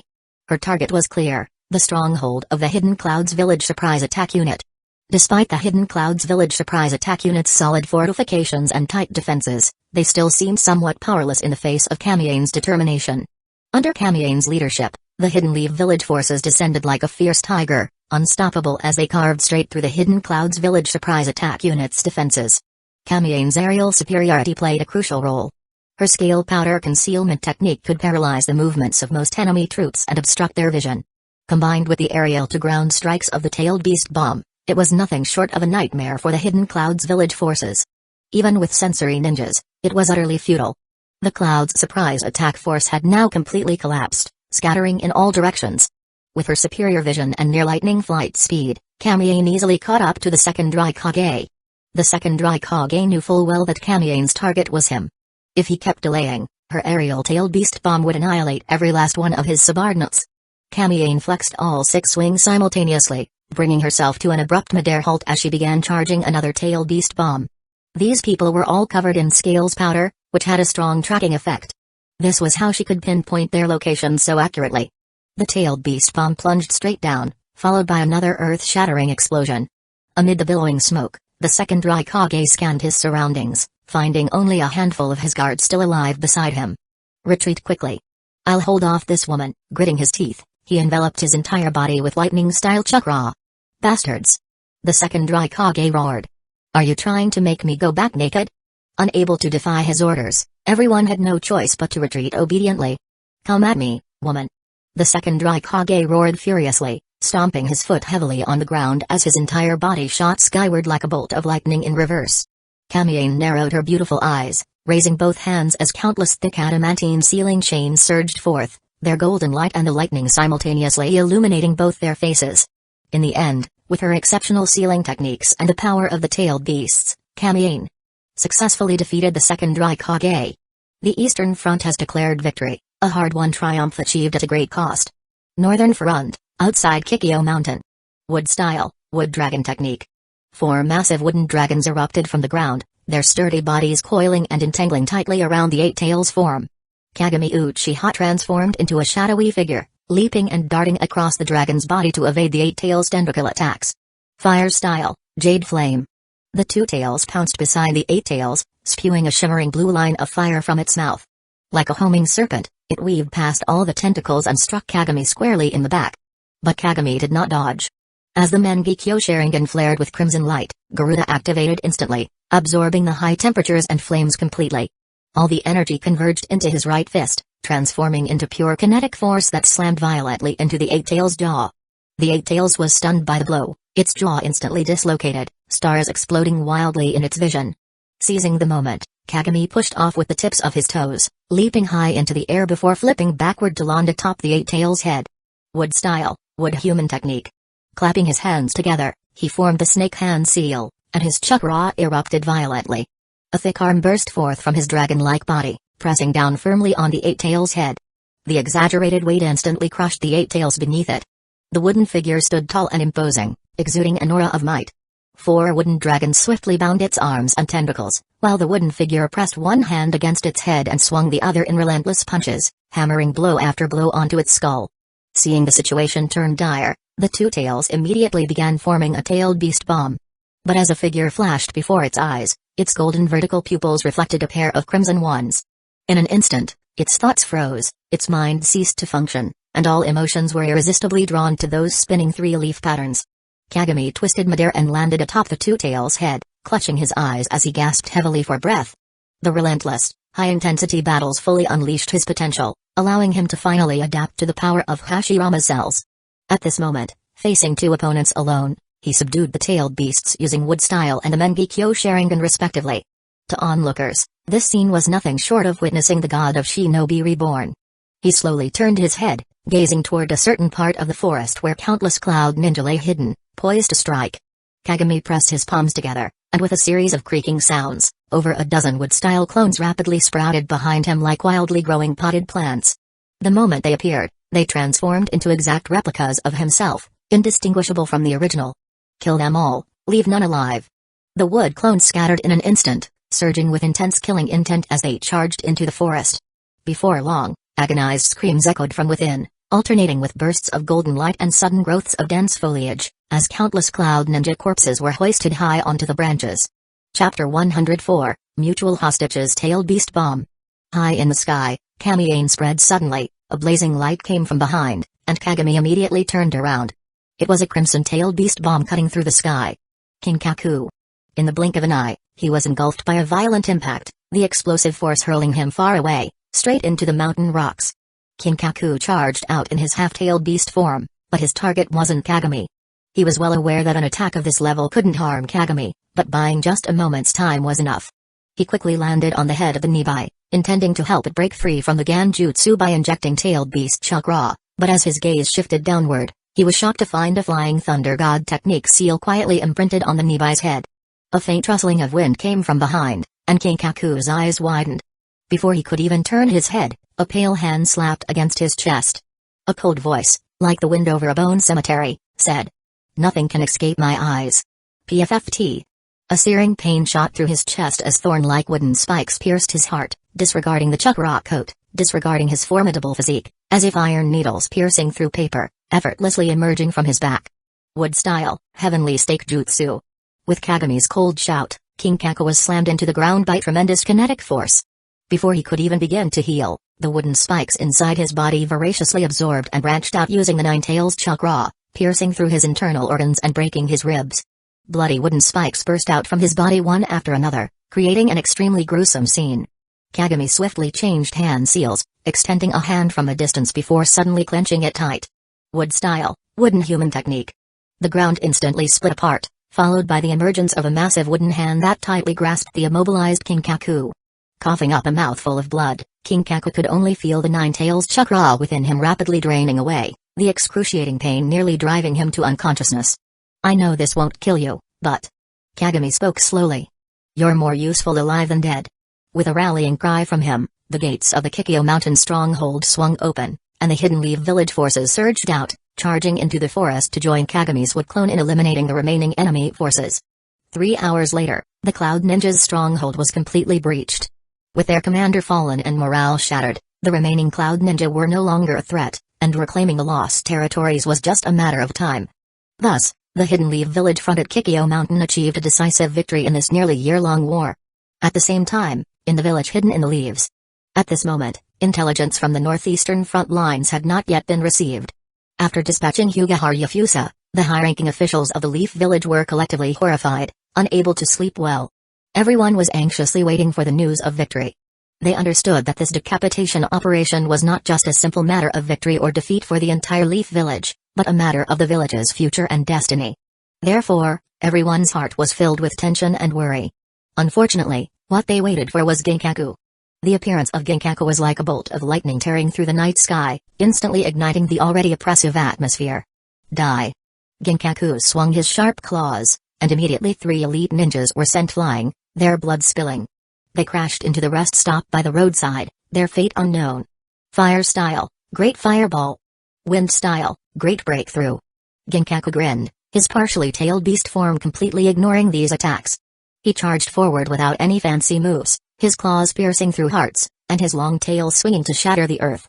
With just the most basic stats, he could easily crush the Leaf Village ninja in front of him.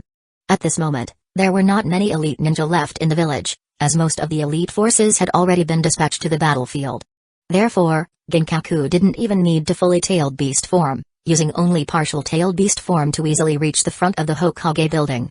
His attack came too quickly, too suddenly, for Hidden Leaf Village to react in time.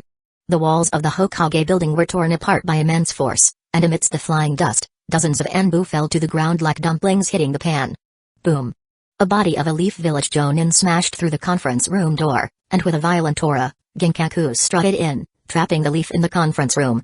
He casually scanned the room, and when a white-haired figure came into view, he laughed brazenly. Ha ha ha ha ha ha. I've heard you're a wreck, but I didn't expect it to be true, Tobirama?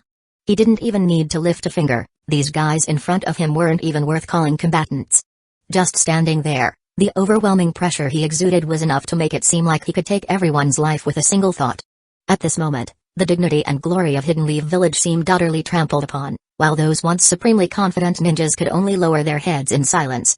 As the high-ranking officials exchanged uncertain glances, Tobirama pushed through the crowd and stepped forward. Your presence here means Harufusa and the others have already met with misfortune, doesn't it? Tobirama spoke, his voice low and hoarse. Ginkaku raised an eyebrow, showing a hint of surprise. Oh? You're quite sharp. That's right, I'm the one who took out the Hyuga clan's Byakugan. Upon hearing this, everyone was instantly stunned. What? This can't be. Harufusa was so strong, how could he die at the hands of this guy? PFFT. Ginkaku raised his hand and swung the 7-star sword horizontally, beheading the elder of the Shimura clan who had just spoken. Tobirama sighed. When he received the urgent report from Mido, he had a vague sense of this outcome. Now, saying more was pointless. He slightly stepped forward, a hint of caution flashing in his eyes, preparing to unleash his chakra to the death to teleport Ginkaku to another location. Although, the consequence of doing so was likely to be his own demise, but at least it could buy some time for the villagers to escape. Ginkaku flicked the blood off his sword onto the wall and laughed wildly. Today, victory belongs to our Cloud Village. He suddenly moved, and the 7-star sword shot upward, cleaving an old man beside Tobirama in half. The overwhelming aura shattered the glass. Tobirama's eyelids twitched. That was the elder of the Yamanaka clan. After Ginkaku broke into the building, he had asked this elder to use the mind-body switch technique to contact Kagami Uchiha. Ginkaku didn't relent, moving with his sword as he flashed to Tobirama's side, pressing the blade horizontally against his throat. At that moment, a figure flashed past the window, and Kagami Uchiha appeared as if descending from the heavens, leaping through the window into the room and standing firm before everyone. He stared at Ginkaku, his gaze showing no surprise. Clearly, he had already learned of everything through the Yamanaka clan elder. Instead, Ginkaku acted as if facing a great enemy, exerting force on his wrist, and the sharp blade immediately sliced through Tobirama's neck, leaving thin trails of blood. Ginkaku, release the Hokage. He looked at Ginkaku, his gaze calm. Humphrey, you think I'll just let him go? The war is over, and as long as I go berserk here, whether you act or not, Hidden Leaf Village will be finished. Ginkaku grinned, completely unmoved. If you take one more step forward, I'll start by cutting this old ghost's throat. His smile was quite vicious, his muscles tense, as if he were about to slit Tobirama's throat at any moment. Kagami gently shook his head. Trust me, you won't.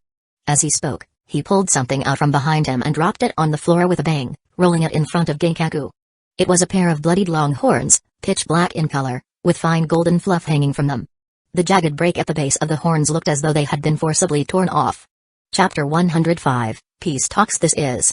Ginkaku caught a glimpse from the corner of his eye, his pupils suddenly bulging. Ginkaku. What have you done to Ginkaku? Don't worry, he's not dead yet. Kagami's gaze remained calm. As long as you release the Hokage and leave Hidden Leaf Village, I'll spare his life. Don't try to fool me with that nonsense. Ginkaku roared in agitation, pressing his blade deeper into Tobirama's neck as blood gushed out. Ginkaku, I suggest you calm down. If you go too far, this will become a fight to the death. Kagami's eyes turned cold, his words sharp as steel.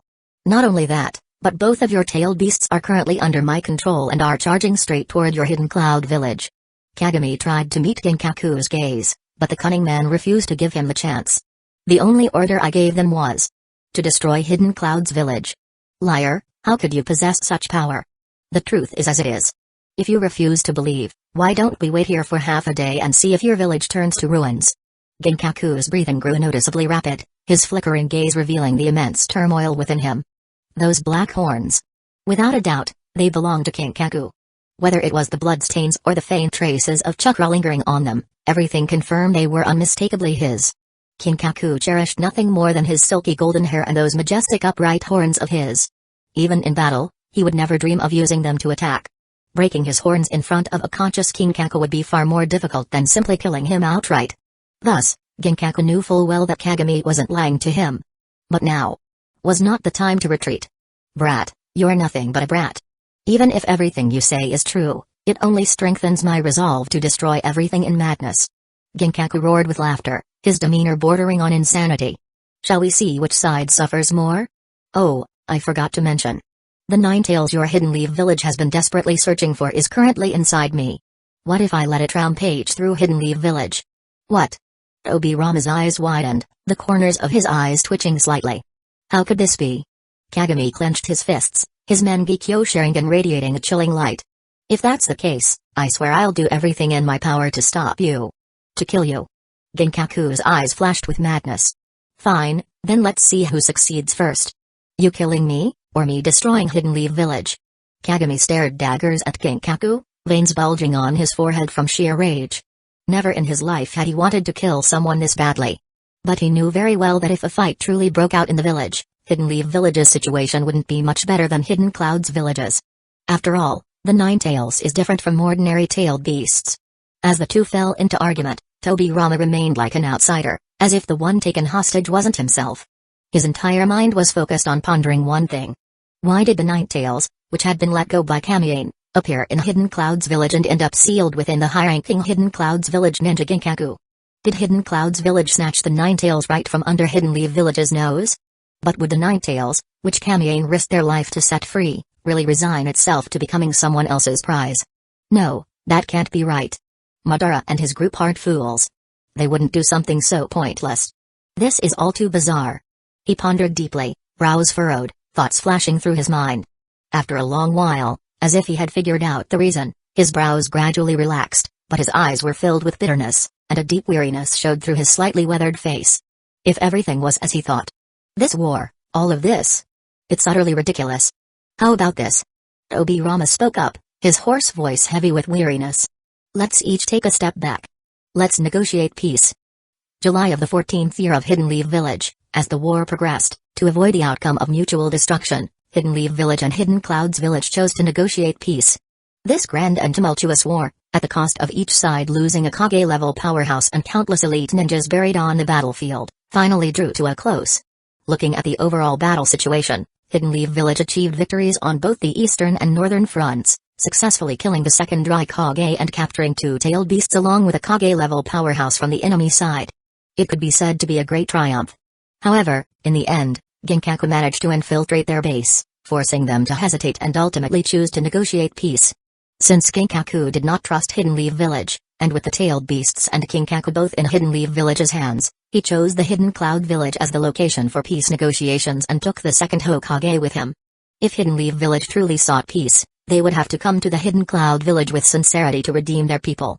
To this, the Hidden Leaf villagers were naturally 100 times unwilling, but an exhausted Tobirama vetoed them one by one, allowing Ginkaku to take him away, leaving only these meaningful words behind: "I just want this ridiculous farce to end as soon as possible." Soon after discussions, Kagami Uchiha led a security team to represent Hidden Leaf Village in negotiations at Hidden Clouds Village. Under Saratobe Hiruzan's initiative, the second Hokage's disciples volunteered to join the negotiation party. The group arrived at Hidden Clouds Village as scheduled, and the meeting proceeded normally.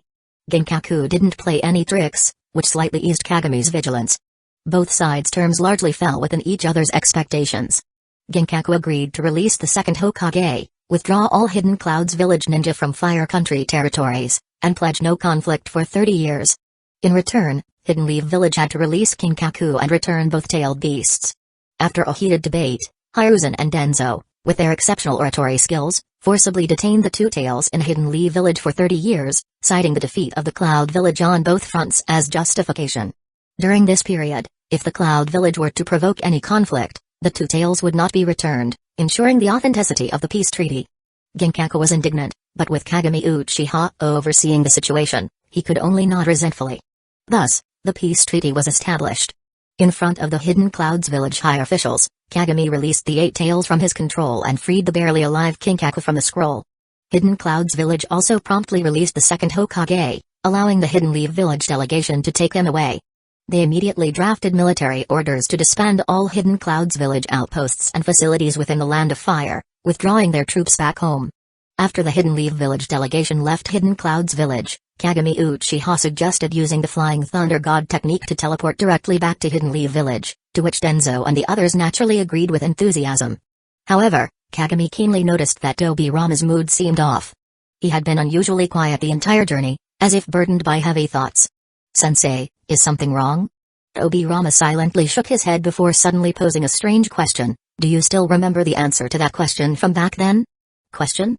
Kagami looked puzzled. Tobirama asked. "Which is more important, comrades or the village?" As he posed the question, he turned his gaze toward the crowd. "Well." Hearing the question, Hiruzan furrowed his brows, caught in a dilemma. "Of course it's the village. Without the village, where would comrades come from?" Denzo stated matter-of-factly. "Think back. It was the Senju and Uchiha who jointly founded Hidden Leaf Village, which then led to the inclusion of our clans like the Shimura, Saratobi, and Hyuga. Isn't the answer obvious?" "But the Senju and Uchiha became comrades first before the village was established." Hamura Midokado adjusted his glasses, suddenly hesitating. "However, that might not be entirely accurate. Lord Hashirama surely envisioned building the village as his dream first, then gathered companions to work toward it. That's a false dilemma," Kagami suddenly said. Tobirama's calm gaze flickered with a ripple of emotion as he, along with the others, turned to look at Kagami. "The village and its comrades are inseparable from the start. The very purpose of Hidden Leaf Village's existence is to protect peace and create a future filled with hope. A village without comrades is merely an empty shell brimming with power and desire." Kagami spoke calmly. "If I must make a choice, I will choose the path that holds more hope. So no matter which one it is, as long as it can make the village's future brighter, I will carry it out without hesitation." Tobirama let out a long breath and looked solemnly at Kagami, suddenly uttering words that left everyone stunned. "Kagami Uchiha, starting tomorrow, you will be the third Hokage of Hidden Leaf Village." A silence fell, with only the rustling of wind through leaves reaching everyone's ears. Hiruzan's eyes widened as if he had heard something unbelievable. Denzo's face was full of disbelief, his gaze involuntarily shifting to Kagami, his eyes flashing with confusion and deep-seated jealousy. Hamura and Koharu stared blankly at Tobirama, completely failing to grasp the situation. Only Kagami wore a tightly furrowed brow, a flicker of panic flashing across his face. In the utter silence, a clear voice shattered the calm, its tone devoid of any emotion, like the impassive heralds of death. "Once you've settled your affairs, it's time to depart, Lord Tobirama." Chapter 106, Reproach. The moment he heard the voice, Kagami Uchiha instinctively raised his head. At the same time, a slender hand covered the top of his head before casually flinging him away like a chick, instantly piercing through the air and shooting into the mountains. Hiruzan, Denzo, and the others didn't even have time to react before a figure suddenly appeared before their eyes, black mist swirling and condensing into a massive dark hand that came crashing down from above. At the critical moment, Tobirama pushed his students away with all his might. The powerful strike plowed through like a giant's hand, sending everyone flying as a violent shockwave erupted. Hiruzen and the others landed one after another in the nearby thicket, while Tobirama alone was blown in the opposite direction, crashing against a stone wall. They scrambled to their feet in panic, finally catching sight of the black-clad youth's retreating figure, and the enormous skeletal form materializing from the swirling dark mist. Kamie Uchiha. Hiruzen's eyes instantly ignited with fury. In that moment, reason ceased to exist. The only thing in his mind was his father's cold corpse, his chest nearly bursting with rage. Kamie strode leisurely toward Tobirama, dew on autumn leaves condensing into a straight longsword. The Susanoo did not follow his movements but instead drifted in the opposite direction, raising its black blade high, aimed directly at Hiruzen and the others. At that very moment, Kagami Uchiha, his crimson eyes brimming with tears, lunged forward like a sharp arrow. This long-lost brother had presented him with a cruel dilemma the moment they reunited. Clearly, he had only a fleeting instant to hesitate. There was no time left to save everyone at once. Whether it was the Mangekyo Sharingan, wood style, or the Flying Thunder God technique that had once dominated battlefields with pride, none of it was of any use against that man. On one side stood the second Hokage of Hidden Leaf Village, the current head of the Senju clan, his most respected teacher. On the other side were his longtime companions, the fresh buds of Hidden Leaf Village, the hope of the future. Suddenly, he understood the significance of Tobirama's earlier question and finally realized why Tobirama had publicly declared him the third Hokage. Teacher. Did he already know my brother would come? As he pondered, he met Tobirama's gaze. Those eyes held no fear, no bitterness, only the serenity of one who had seen through life and death, along with a faint trace of encouraging approval. If I must make a choice, I will choose the path with more hope. So no matter which one it is, as long as it leads to a brighter future for the village, I will carry it out without hesitation. The azure glow of the sword illuminated Tobirama's pale face. Kagami Uchiha lunged in front of Hiruzen and the others, golden light swelling as wooden sprouts grew. A gleaming golden arm stretched above their heads, layer upon layer of wooden shield stacking into an unyielding wall.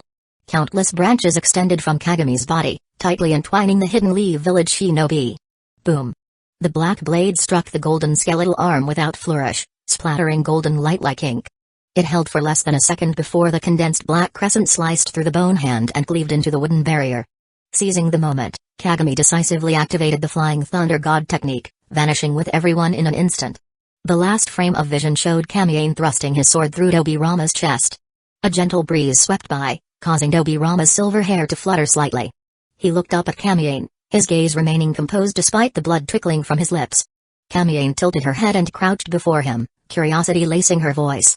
Facing death, yet you show no surprise at all? Tobirama's eyelids trembled faintly as his life rapidly slipped away. Your goal has always been Kagami, hasn't it? Provoking war, setting up this obvious scheme.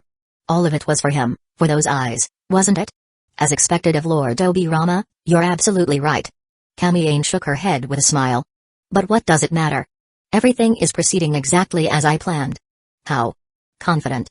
Should I say you're truly Madara's disciple after all? Tobirama's breathing grew increasingly faint. The resonance between leaf on autumn dew and the sword energy already lingering in his body instantly severed his heart meridians. Beyond saving now, Kagami has already become the perfect inheritor of the will of fire. As the third Hokage of Hidden Leaf Village, he wields both wood style and the power of the Mangekyo Sharingan. Even for someone like you, stealing those eyes won't be so easy. Is that so? Kamie whispered by his ear, eyes glinting coldly. The overconfident one is you, Lord Tobirama. You place too much faith in this so-called will of fire. I saw through Hidden Leaf Village as true face 11 years ago. Kamie stood and walked away, his silhouette blurring in the moonlight. The evening breeze carried a faint voice, the last words that Tobirama heard in his final moments. From now on, my grievances with your Senju clan are settled. If your descendants seek revenge, let them come. When Kagami returned to the scene, it was already deserted, leaving only the cold corpse of Tobirama Senju behind. Holding Tobirama's lifeless body, he returned to Hidden Leaf Village with a sorrowful and desolate expression. However, what greeted him was blatant, undisguised accusations. Damn you! Why didn't you save the Hokage first? Kagami, what were you really thinking? Everyone chose you for the negotiations precisely to rescue the Hokage, didn't they? Kagami froze, the tear stains at the corners of his eyes still fresh. Faced with everyone's confusion, he explained himself full of self-reproach, but instead of gaining their understanding, the voices of condemnation only grew louder. "We thought you'd live up to everyone's trust, but... sigh. You've completely failed to live up to Lord Tobirama's expectations." That night, he lay on the cold bed, tossing and turning, unable to sleep till dawn. As days passed, the Leaf Village's prejudice against Kagami didn't fade but instead grew worse. Even the comrades he once saved didn't speak up for him, shutting their doors one after another, with Denzo even stepping forward to accuse him. "You could have saved Lord Tobirama back then. Don't tell me you thought you could become Hokage once he died? Kagami, you've let us down so much." Each word struck Kagami's heart like a dagger. Days later, under the instigation of certain individuals, the dissatisfaction toward Kagami during the war was finally unleashed. "Humphrey, I always said this guy was up to no good." On the battlefield, he was indecisive. He could have held the position, but instead he just stood by and watched the Cloud Ninja invade, fighting without a shred of backbone. "What? You're saying he gave up the position to protect us? Ridiculous. We were prepared to sacrifice ourselves. Who gave him the right to tarnish our resolve? Speaking of which, if he had just taken out Kinkaku and Kinkaku during that night's decapitation strike, the war would have ended right then. We wouldn't have lost so many people for nothing." More and more people stepped forward to accuse him. Even ordinary villagers would cast looks of disgust when he walked down the street. As time fermented, the once heroic figure who had risked his life on the battlefield had now become a rat crossing the street. A cowardly good-for-nothing. Even because of him, the entire Uchiha clan faced ostracism from Hidden Leaf Village.